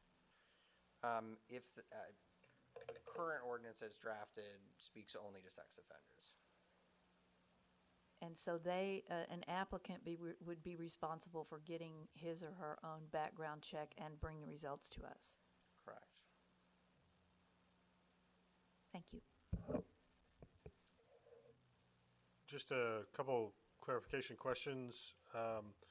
I see the references multiple times, selling food or merchandise. I assume includes beverages. Is that in the all-encompassing food category? Yes. I'm thinking lemonade stand, coffee cart, that Yes. type of thing. So those are allowed. They could go in any residential neighborhood that meets the walkway criteria. Yes, And, provided they're and not. residents can't say, get away from the front of my house if their sidewalk is wide enough. Correct, Correct? provided they're not stationary. So in residential neighborhoods, they have to be roaming, as defined in here. Can't be stationary, and they can only be there between the hours of 9 a.m. and 5 p.m. In commercial districts, they can be there for normal operations of other businesses in the area and can be stationary. So that's sort of the distinction between. And is there a no noise making, no amplified sound prohibition allowed? Yes, there's a requirement No in here. bells, no music, no. Well, there's a requirement in here that they comply with all other applicable provisions of the code, which would include the generally applicable noise regulations to anyone who's creating noise outside or even on their private property. So we weren't creating a different noise standard for these folks, but to the extent that it violates the noise ordinance in the town, yes, that would be a violation. Because we don't let businesses play amplified music outside, for example, that spills onto the sidewalk, but then to have somebody going down with music playing from a vehicle wouldn't make much sense either. Correct. Okay. And age, is that controlled by the valid business license? Like, so I don't know what the age would be. Is it no one under 18 or something like that? Or could children participate? Again, I go back to the lemonade stand example. You know, every so many years you hear a national news story about a city that makes a child close down the lemonade stand in front of their house, and people get out of shape about it. So I think the Department of Tax and Fee Administration would give a seller's permit to a minor if they asked for it, and the requirements for identification include a driver's license, which would be presumably at least 16, but also an ID, a taxpayer ID, or a social security number. So I think this could or would arguably apply to a minor. A minor could get this permit. But just to clarify, the town has used a very flexible approach in working with the occasional parents and kids that are having a lemonade stand or Girl Scouts cookies. So we've not applied that. In this particular case, you're really talking about the process that the town attorney just went through.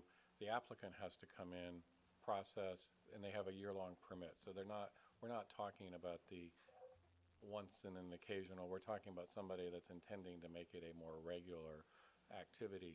And I do want to make sure we understand, in the residential areas, the vendor has to be moving. You know, they can stop when somebody flags them down on the sidewalk and has the transaction. They can be moving or stationary in the commercial areas but if they're stationary, they have to maintain the ADA accessible access of the sidewalk. And they're listed here some of the restrictions on what they can and cannot sell. So that all makes sense. Yep. And I mean, if they're selling food, they also have to have appropriate Napa County environmental health. And as I mentioned, we also have the restriction over, they can't be having something with an open flame, or natural gas type stuff. So we're trying to. But there could be somebody plugging into an outlet with a warmer that has a pot of coffee on it. The issue, no, because they've got to keep, unless they would have to, that's going to come off of the public right away. So they have to be self-contained. They can't be dependent on plugging into a private property owner's outlet or our street. So, but battery powered. Battery powered Warmer would be- heater, but not open flame or gas. Correct. Okay. The other thing I just wanted to point out, and correct me if I'm wrong, when you talked about the community center plaza or our parks, we compartmentalize all of those. So there could I think in your scenario, music in the park only technically reserves a portion of the park. So right outside that portion, somebody could set up. We have some ability to say on those days no, because there's a special event in the park. I want to make sure we're applying the ordinance fairly, though. If they aren't in an area that is reserved, then, if the community center plaza isn't reserved, but the community hall is, then they can be in the plaza, it seems like. We're interpreting that slightly different. There is space on the main walk in front that they could be. I think, you're running into a scenario, I'll use music in the park. I suppose if they had a spot way down by the bocce courts, but I mean, we do have the ability, if there's a valid special event under the way the ordinance is written, to say you can't be here. I'm just during saying, like, days. community park is a good example. We have, I don't know, Samantha, four areas up there that are distinctly rentable. And if you have the picnic area, you don't have the lawn area, potentially. Right. And so they could set up on the lawn. No, this doesn't allow them to use the lawn. That's what I'm trying to say. Walking path, whatever. I mean, outside the immediate area that is reserved, I'm just saying that we need to understand that in close proximity, that could still That be is correct. allowed. Yeah, so the ordinance does prohibit them from operating within 500 feet of a special event permit area. Okay, so then. Still close, but it's 500 feet. Okay, so Samantha gets to get her 500 feet measuring stick out now. We'll be having, what we anticipate doing, council, is providing a handbook so that people kind of know what they're supposed to do, because it will help us to better manage them. But to your point, within Yountville Community Park, I want to talk about special events, issuance for town events and activities is one thing. There's park stuff, the individual rentals. But for those of you that have been in the park, 500 feet from all of those is pretty much going to limit or eliminate most of Yountville Community Park from being practical. So there's some good structures in terms of protection to the best that we can do in this ordinance. And just my last question, the very first point, you talk about the town cannot require a vendor to operate within public rights-of-way.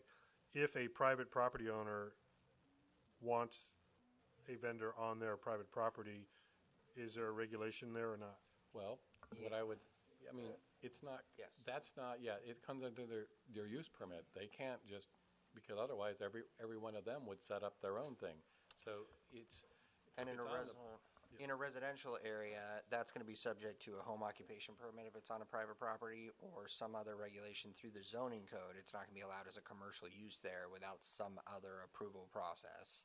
And for commercial businesses that are subject to a use permit, that's going to control over this. So to the extent they're within the four corners of their parcel, the use permit's going to control the types of activities they can engage in. It's not going to stop them from coming and getting a permit to step over onto the right-of-way and do it there, but. Yeah. I have a feeling we're going to be finding this out as we go, I is what don't it's going to boil disagree, down but to. We're trying to, we have spent a lot of time trying to think of certain things, and I think these are some good questions that the council and staff have looked at, because we're focusing on what the intent of the state law, because, for example, some of the public areas in front of a private business, they're still actually the private business. They're not the public right-of-way.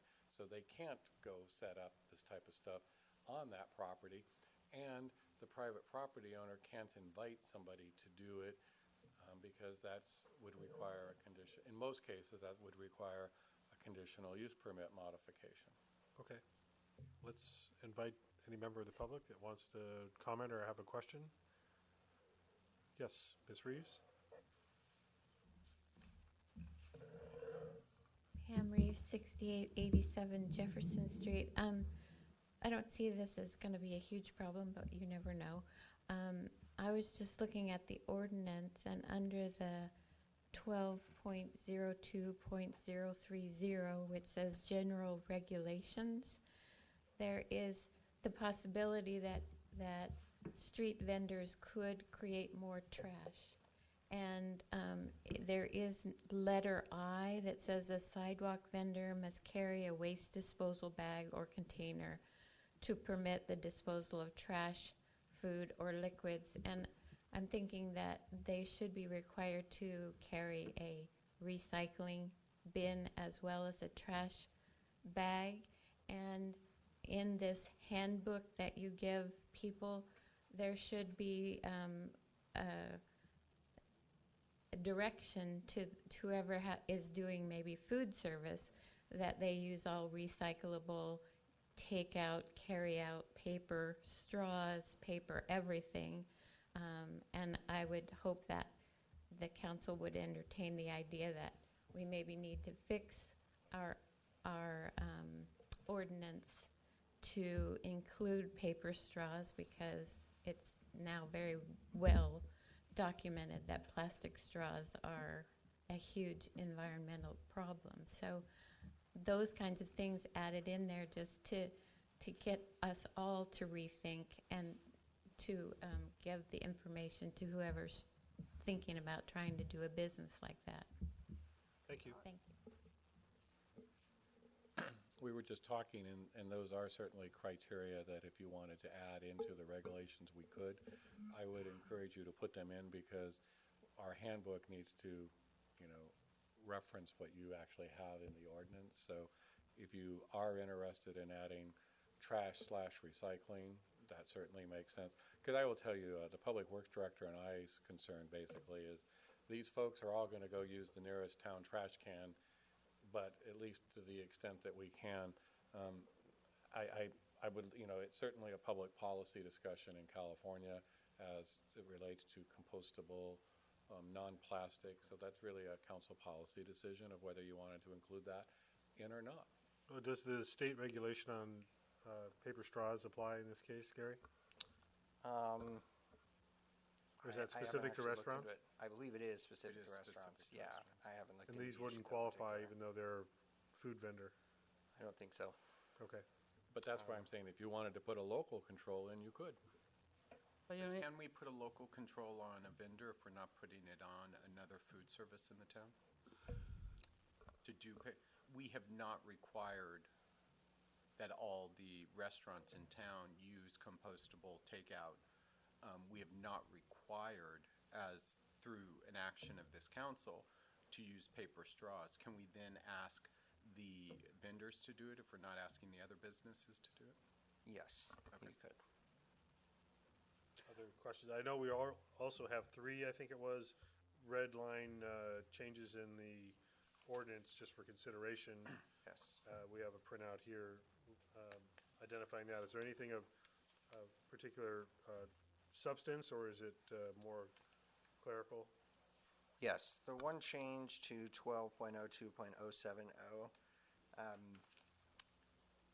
there was potential for that to be interpreted that a business license would not be required.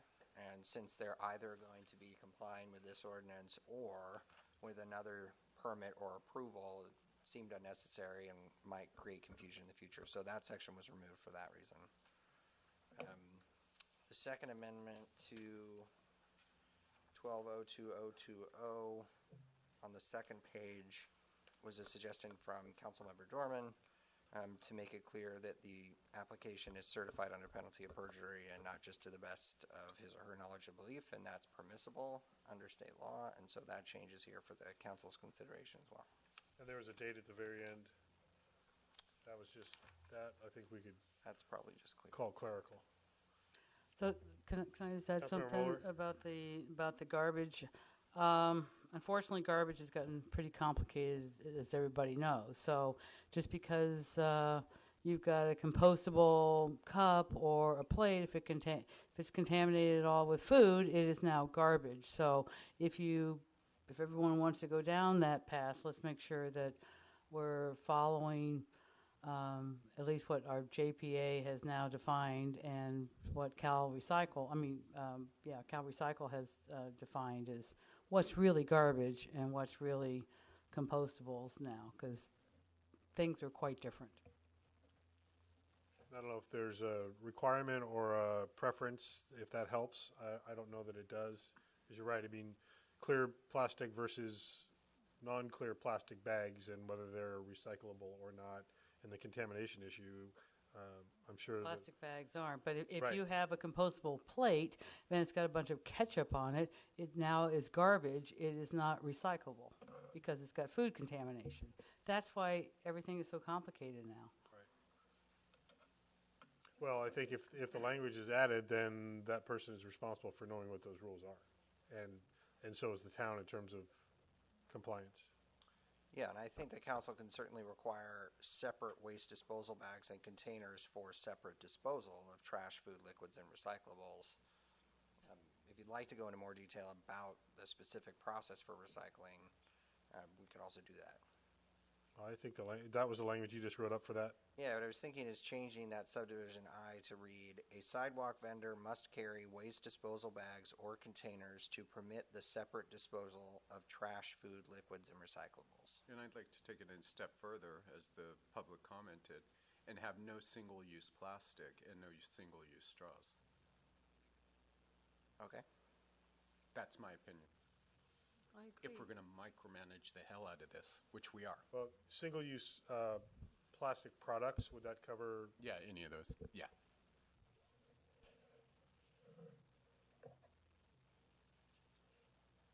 I think you did just micromanage it a little bit. I jumped on that bandwagon. You could add plastics 2, 4, and 5 if you really wanted to Just single. go as deep as possible. So Those is there are the anyone only else ones that are in the banned. audience that can save us from ourselves and have an additional comment? No? Okay. So it's just us now. So Gary, when you finish with that wordsmithing, if you could just read it through so that we can understand what is a pending motion. Yes, Vice Mayor, while he's Thank you. writing. Yes, while he's writing. On the fingerprinting, I have an issue with saying to ensure the safety of residents and the merchantability of products sold by vendors without a fixed place of business. The town requires the fingerprinting background check. I mean, I kind of have an issue with the fingerprinting background check anyway, but I certainly don't want to be in the business of guaranteeing the merchantability of a product or that a resident is safe or is not safe from a vendor who comes into our town. I have talked with the town attorney about this earlier, and I believe it would be sufficient to simply say the town requires all sidewalk vending applicants, the rest of that sentence. In that same vein, I would go back to something the mayor said, kind of a gloss on it. I understand we want to maintain local control, and we do. But I also think this could open, to some extent, some cost-effective options for our residents. And so I don't want to make it so onerous, and I don't want to single out this category of business people to be treated differently. Well, you have to get a fingerprint, but you don't have to get a fingerprint, or you have to be 500 feet away so that it makes our park unusable, but you don't have to. So I do have some concerns from kind of a liability or being a test case lawsuit. So that's sort of, on the fingerprinting and the 500 feet, I would like to back off both of those. Gary, you have a comment about the Vice Mayor's statement, or? So I didn't quite catch the 500 feet part, but Sorry, I thought the town manager said that if there's a special event, you can't be more than 500 feet. The vendor would have to be more than 500 feet, which basically makes a number of our parks unusable No, by vendors, is what I thought you said. only Sorry. during the special event. Right, but But isn't that the time that we want them there, or they want to be there, and give them the opportunity to be there? I apologize. I'm sorry. Well, one, I'm going to say, you guys need to make a policy determination, because if it's yes, then I can market we can invite everybody. So what is the interest of the council? And that's what I'm just saying, but because. But that statement of invite everybody. But I want to phrase. And that's the way we have framed this whole conversation. Why, I apologize, but I'm a little testy over here. We're so litigious, and we're so anti, we're going to be sued, and someone's going to fall, and they're going to, there's going to be some hazard. We've got to let this play out at some point. I think you guys are going into a level, and here's the question mark. Not all special events are town. You have some private special events that rent facilities, and that's where the nuance is. And maybe what we could do to address the concern there, where there may be events we want them, and again, what I want to be really clear is if it's a town-endorsed event, then we're going to incorporate them into, just like we do with Music in the Park, Yountville Days, we bring the vendors in. We've had to incorporate that. Or, in this particular case, you could add language without, they're prohibited without approval of the town. So if the town said, yes, you could come in, maybe that helps to address, but I was just saying, some events that rent the park, for example, we have the Alzheimer Walk, we have the Rock Ride, those folks are not necessarily, when they rent the park, they're not interested in having the vendors be there. So, I'm thinking maybe that would be one way to address that. But special events are one category. On the 100-foot or the 500-foot, if the council has a different point of view on that, we can certainly look at that. I think we also have to be sensitive to the nonprofits that use portions of, we'll use the community park again.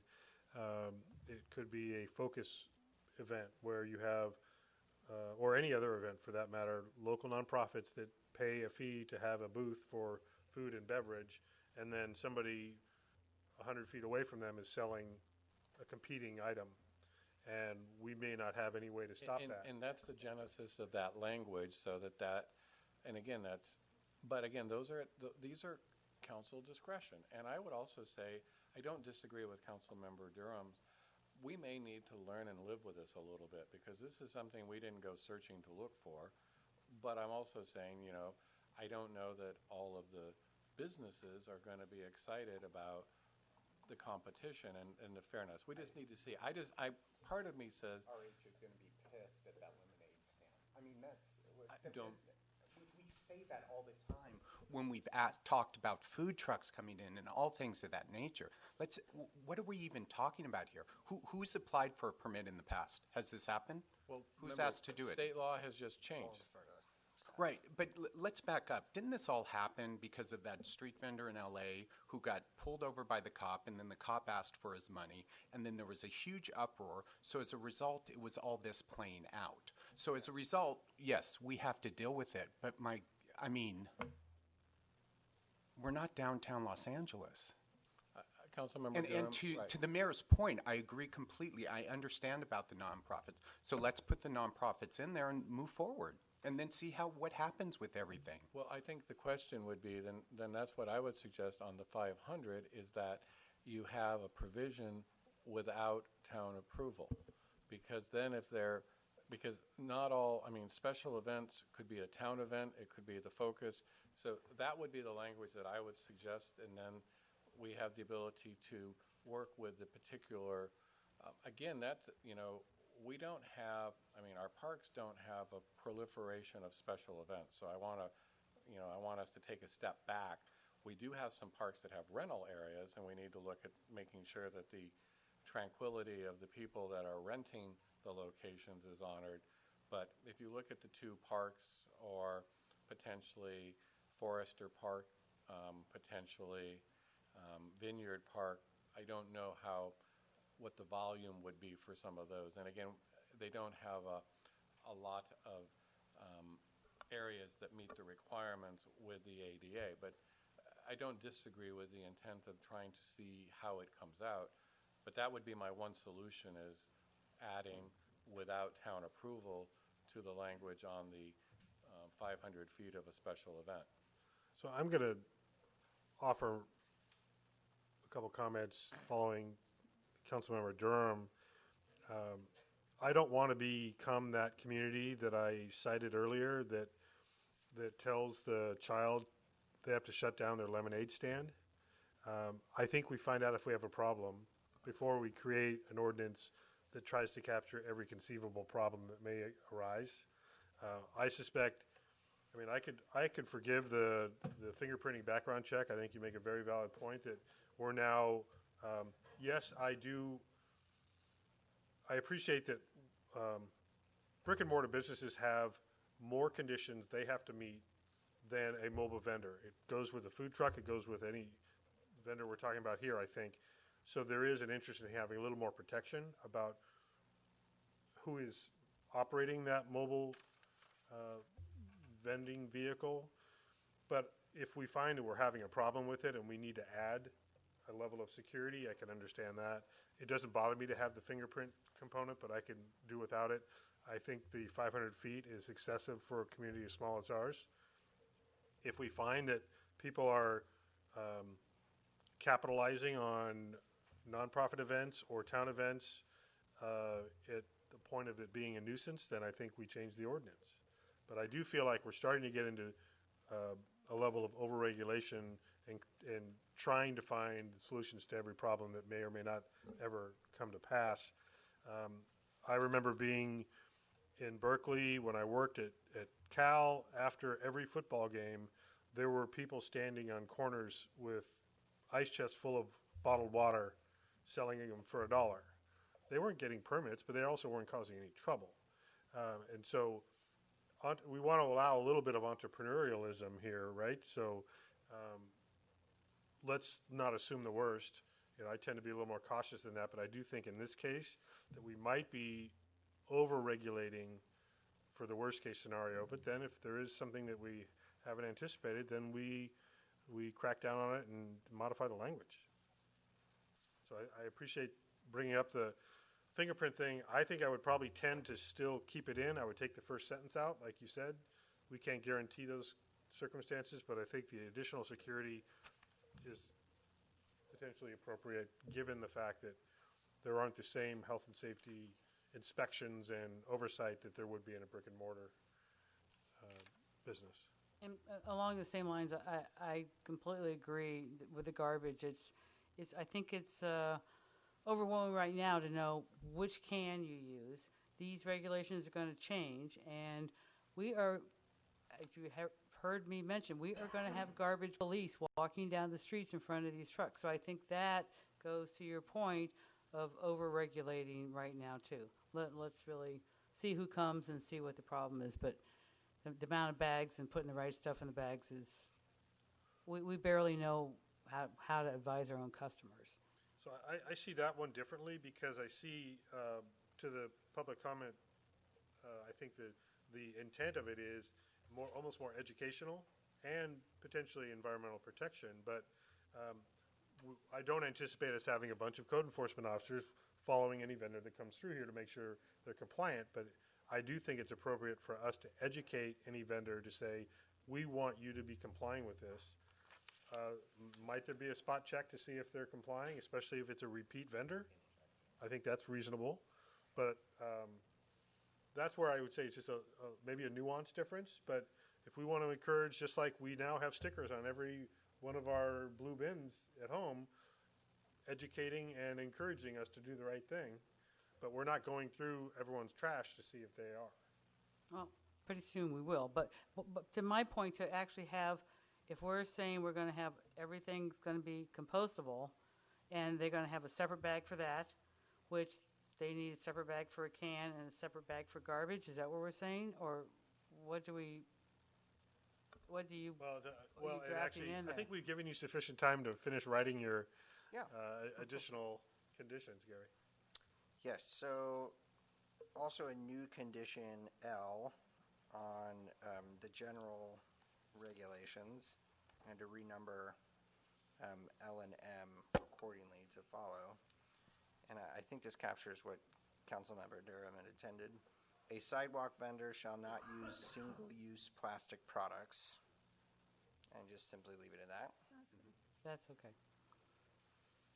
And then to address separately the fingerprinting and also the 500-foot vicinity, what the state statute says is within a farmer's market, swap meet, or special event area, the town can't prohibit it within the immediate vicinity of that.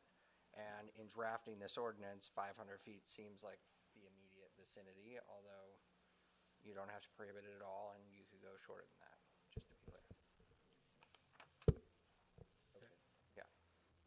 I think you're getting a head nod of approval on your plastic items. I'm not sure you got the same reaction from the 500 feet being immediate vicinity. Sure. Again, given the size of our public areas especially. So swap meet, townwide garage sale, they can't come through town.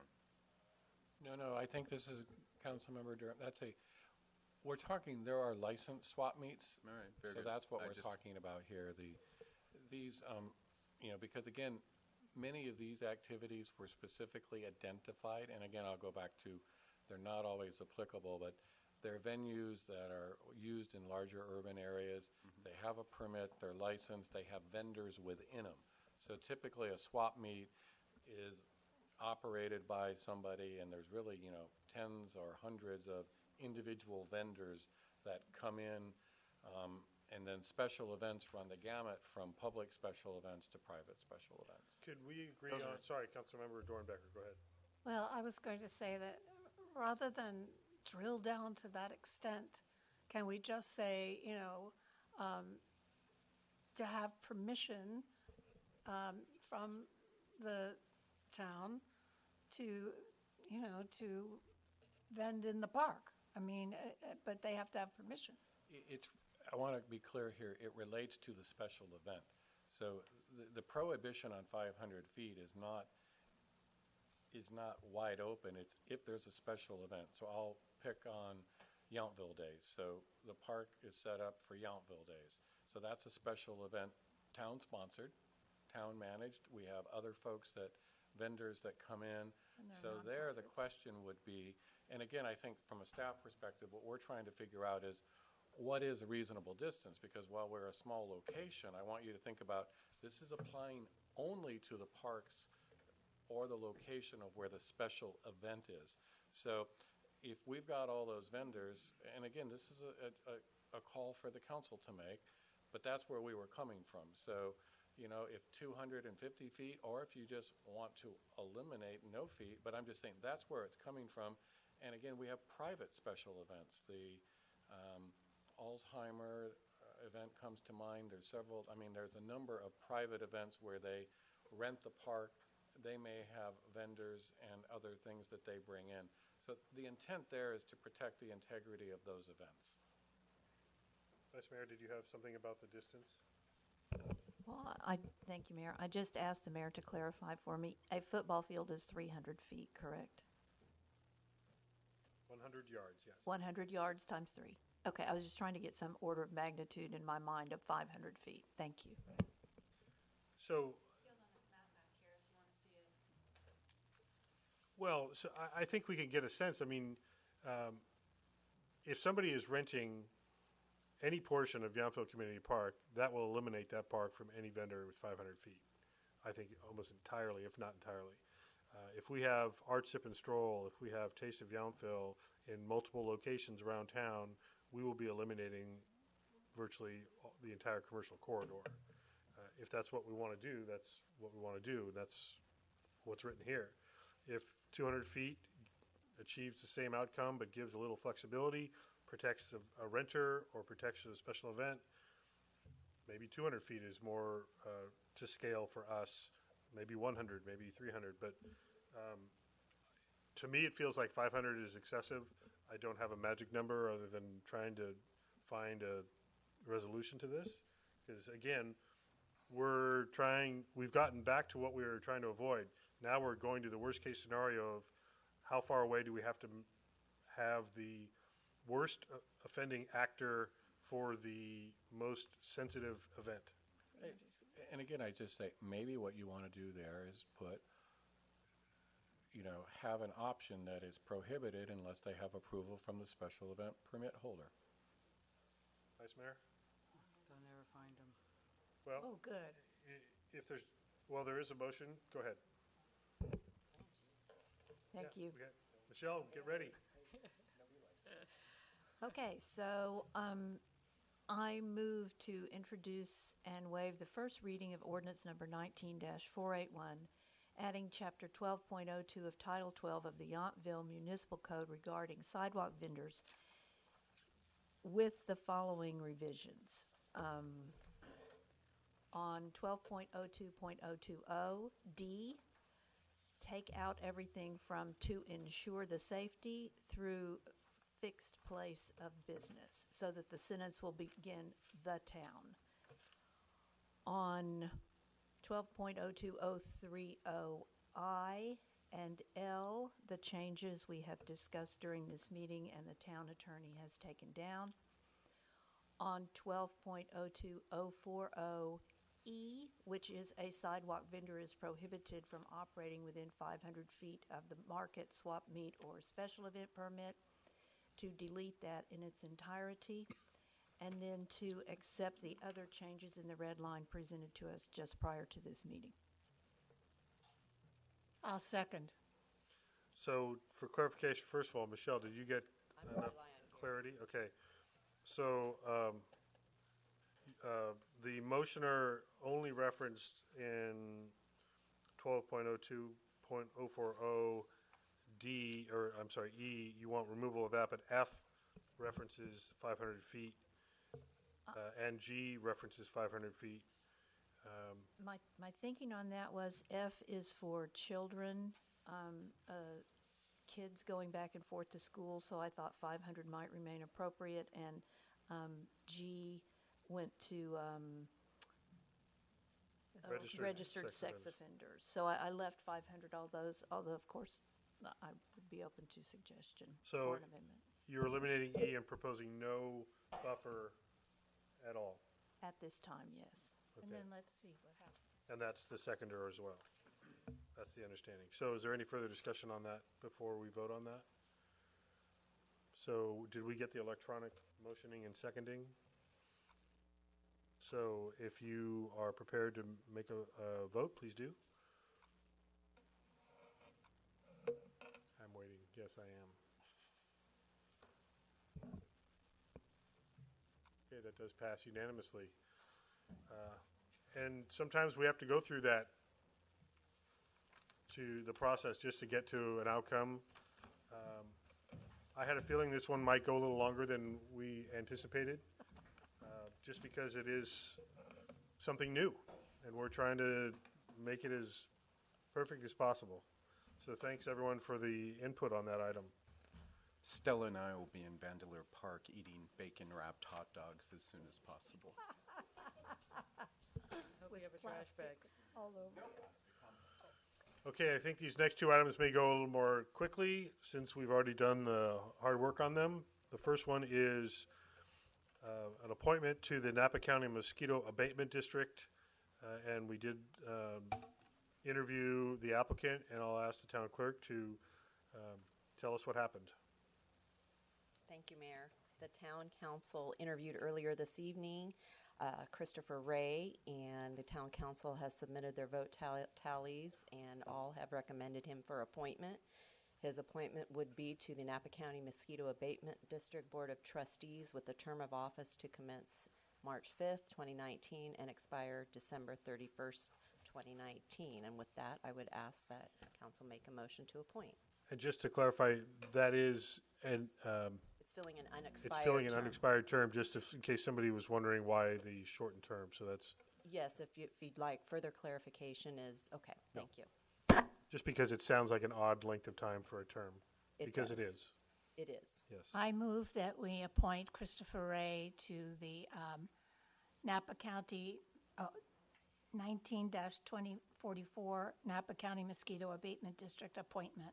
I second. All in favor, please cast your ballot.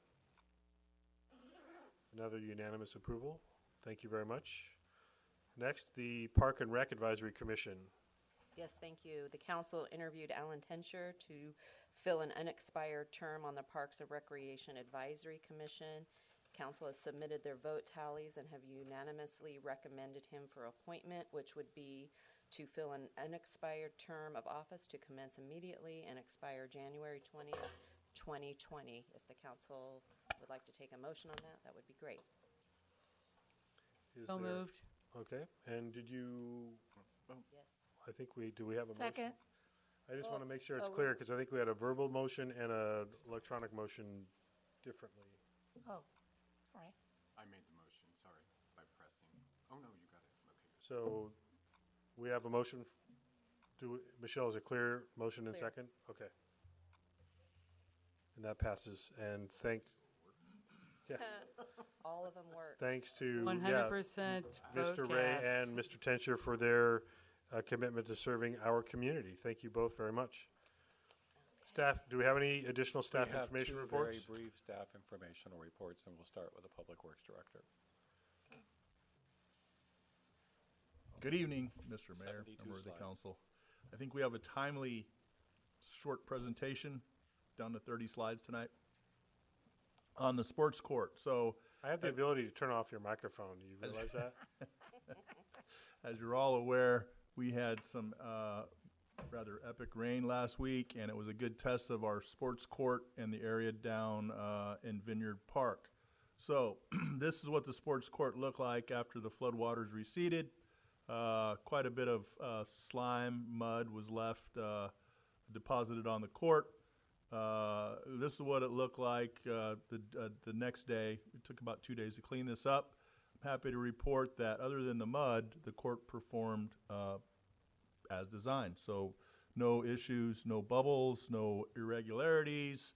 As a matter of fact, the pickleball players and tennis players were playing on the court as soon as the sun came out. So it looks like the design that we and the engineering that we worked on so hard performed just as we had hoped. And as of now, it seems like we have put the former problems behind us.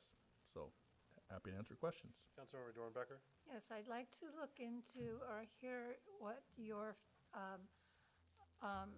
explanation of what Vice Mayor Dorman said, that the pavement had separated from the perma-pave had separated from the rest of the, can you please repeat that? Sure, I'd like to clarify that too. I think she was talking about the rubber mat. Were you talking about the rubber mat? Maybe it was that. Yeah, so we're it's going like with this that. thick, and That the is, leading yeah. had come out. Yeah, it's where the yoga and stretching occur on the area just outside of the sports courts. Is that what you're talking about? The soft surface. Yeah, That so you with walk that, on like the basketball we're court. trying to repair that, but we have to have the right weather conditions. But we knew about that. That's been an ongoing challenge. So the plans are to repair it. We're going to do it in house. So that isn't the same material that you're proposing for the No. The picnic material area. that we're proposing for the paving of the path would be something similar to what the exercise equipment's on. Thank you. That pebble-like material, it's called clingstone. I just wanted to add, Wow. Voice quickly. from So back that of the room. surface in Vineyard Park you were talking about is actually over 12 years old, and so it's just retracted in, and that's kind of the natural life of that pour in place. But it'll, like Joe said, it's on the list to be repaired. Well, thank you, and sorry for the confusion. No, that's No, glad to clarify. The second point is the negotiations regarding the swimming pool lease. Sorry, Joe, are you finished with your report?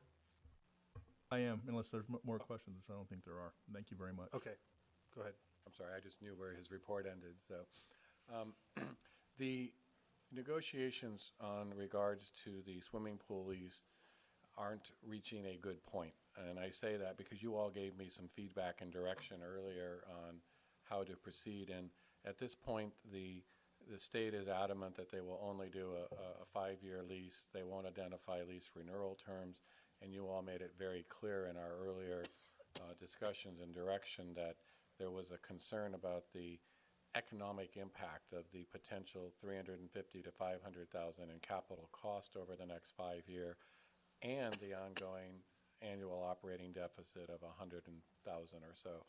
I still don't have anything formally put on an offer sheet, but that is I restructured everything back, and that is what CDVA staff is proposing, and they anticipate that they think they could have an early execution of a lease with Department of General Services sometime in late March. But again, based on the feedback and direction that the council has given me, that is not an acceptable outcome, and at this point I will be proceeding to let them know that we will be foregoing the lease option. As previously communicated, the Parks and Rec Director and I are working on a program so that we will have pool accessibility. We will have a program to offer a pool service reimbursement for people buying passes and whatnot, and we'll begin marketing that. Thank you. That it for the informational reports? Okay. Council meeting reports, comments, agenda items. Flood control, I don't believe there is a report. We haven't had one, and there wasn't one today. 2 weeks from now is the next flood control as I understand it. Napa Valley Transportation Authority, Vice Mayor Dorman and Councilmember Moeller attended in my absence. Vice Mayor? Thank you. The main thing we talked about was financing options for the new maintenance facility. We asked staff to gather some more information and come back to us at the next meeting. Okay. Upper Valley Waste Management Authority? We meet March 18th, Monday, March 18th, 1 o'clock in Yountville Chambers. And I have a couple other comments and updates when we're ready. Okay, let me get through League of California Cities update, and then we'll do reports and announcements, so don't let me forget to have you chime back in. First of all, I was at the League of California Cities Board of Directors meeting in Grass Valley now a couple weeks ago. That included a visit from Governor Newsom, who spent a little over an hour with us. Topics included the League's goals on housing and homelessness, pension reform, public safety, and disaster preparedness. And so we had a very good dialogue with the governor. I also met with League senior leadership, including our executive director, along with the director of the Department of General Services, Daniel Kim, and 2 of his senior staffers regarding the governor's executive order to target excess state-owned properties for housing development.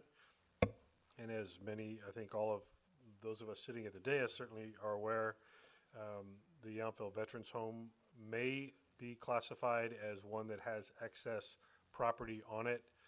The Napa State Hospital could be another one, and even the Cal Expo Fairgrounds may be considered. So they're going through a process now of inventorying all of the state properties, and they're creating criteria for evaluating those properties for potential housing development. During this meeting, it was brought up that there are probably in the thousands of parcels, and many of them could be in rural areas that are not developable. They could be mountainous, they could be whatever, but those that are in jurisdictions or immediately adjacent to cities and towns could be very viable. So the conversations will continue. The League was offering its support to help jurisdictions offer up their excess properties to the Department of General Services so they could kind of expedite their inventory listing. So there's more to come on that. I will be attending the National League of Cities Congressional Cities Conference, leaving Saturday. I'd be there all of next week, and there is a long list of sessions that I'll be participating in, as well as trips to Capitol Hill to meet with our national lobbyists and legislators. Also, last Friday was the deadline for bills to come into the Capitol for consideration. Over 2,600 bills were introduced. Over 100 of them related to housing, over 30 of them related to cannabis, and the other major topics included homelessness, mental health services, disasters, and utilities. And the League Board of Directors voted to support a lawsuit, though they're not a named partner, but supporting a lawsuit that is opposing the state mandate that will allow, by state mandate, cannabis delivery in all cities and towns. The League was concerned that that's outside the scope of Prop 64 and treads on the local authority to set certain criteria, even though the town of Yountville has established criteria to allow cannabis delivery. So that's a lawsuit that's going forward. I can't remember, half a dozen or so cities have signed on, and the League took a amicus position, non-named party in that to try to protect some local control there. Also, and maybe Gary, you could speak to the California rule, the state. So the state Supreme Court just ruled yesterday or the day before. This relates to CalPERS pension and the practice of buying airtime that you could basically add on to your pension. And the Supreme Court, please correct me if I'm wrong, determined it is not a vested right for CalPERS employees. So if you could maybe give what the ramifications are for Yountville and just kind of public employees in general. Sure, yeah. So that is an accurate description of that case. Okay, This good. is- Move it on. This is one of two that the California Supreme Court has granted where it was a possibility that they were going to re-examine the California rule. For now, the California rule stays intact after this case. They've sidestepped the issue. There's a period of time where folks who were members of PERS could buy airtime service credit towards retirement. And the court found that because that was not offered at the beginning and taken away during the period of employment, it wasn't a contractual obligation to the employees because it wasn't part of the bargain of being hired, which is typically how a vested right comes about. If you're hired with an expectation of particular pension, removing those rights without providing a comparable pension benefit violates what's called the California rule, which has been around since the 50s. There's only 12 other states that have adopted a rule similar to this. California has gone the furthest, and of those 12, 3 have modified it. So Governor Brown pushed quite zealously to have the Supreme Court modify this rule and address it. And they may still, because there's another case out there that they've adopted, but as of right now, that California rule is still in place. Great. And it matters to us because every jurisdiction, large or small, has to be prepared for its pension obligations. And we've actually been very proactive in funding that, but there are many cities that are already in various states of peril because they have not been able to afford to do what we've been able to do. That's right. As contributions to PERS continue to increase in future years, they're expected to do so as the discount rate lowers and contributions from the town and other contract agencies increase. There will probably be at least some push to modify some things, and we're looking for guidance from the courts on the extent that that's possible.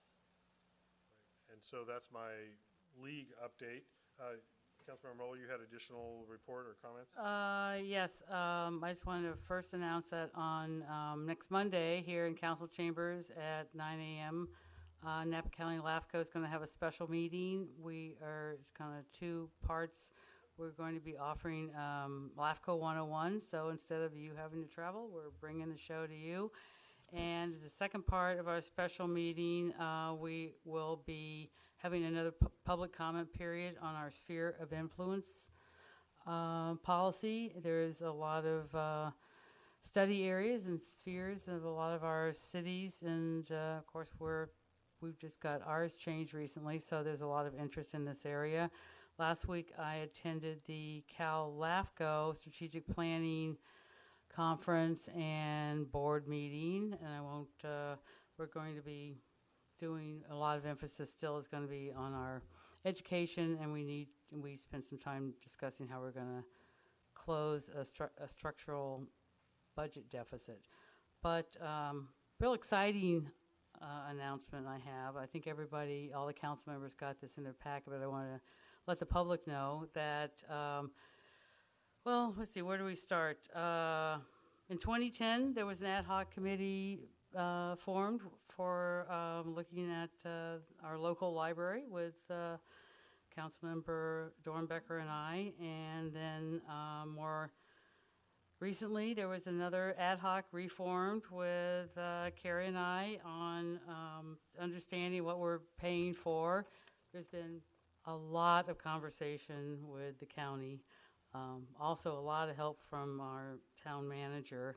And I don't want to forget the Friends of the Yountville Library. They've been very involved. I've been going to about every library commission meeting for 10 years too. So as a result of a whole lot of work on behalf of a whole lot of people, our Yountville Library will now be open 5 days a week.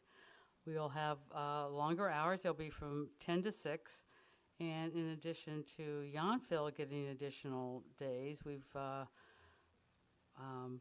every other library in Napa County will also get a full day, or Napa, Maine will get a half a day on Sunday. So this is very exciting news, and more importantly, we no longer have to pay for our 4.5 hours. So, Well done. I think it's great that we're there. This is all it goes to the Library Commission meeting on Thursday, their advisory. So I think we can look forward to a whole new library system throughout the county with extra days and hours starting in about July. So that's my updates. Other reports, Vice Mayor? Just to chime in on that, also a thank you to our Library Commissioner, Scott Owens. Yes, thank you. Yeah, that only took, like you said, about a decade to happen, so. I also just wanted to remind folks, Yountville Live is coming up, March 14 through 17. So we have an event that's going to be in several locations in town that have certain facilities rented, and we do not anticipate there being any trouble with any mobile vendors, but we'll see. And that also includes the Taste of Yountville on Saturday, March 16th. So I know that some of the types of tickets that were being sold have sold out, but if you're still looking for Taste of Yountville, I believe, Samantha, you're supposed to nod confidently one way or the other. Please go on the Yountville Chamber website and also the Yountville Live website to see if those tickets are still available for Taste of Yountville or Yountville Live. Any other announcements, reports? Yes, Councilmember Dornbecker. Yeah, I just want to let everyone know that on Saturday, March the 9th at noon in Veterans Park, we will meet to have a remembrance of last March the 9th when the 3 members of Pathway Home staff were killed. And so I want to invite you all out to join us there in the park. Veterans Memorial Park at 12 noon, sorry. Thank you. And did you want to also just give a very brief recap of the big marathon weekend that you were such a part of? Well, the 41st running of the Napa Valley Marathon went off very well, and the inaugural half marathon started. I was at the start line at Concrete Winery for that at dark 30 in the morning. And the weather held. It didn't rain too much. It was a very light rain that started after the runners had been running for a while. So it was just a great day. And so Sunday, it was a long day from about 4:30 in the morning until 11 p.m.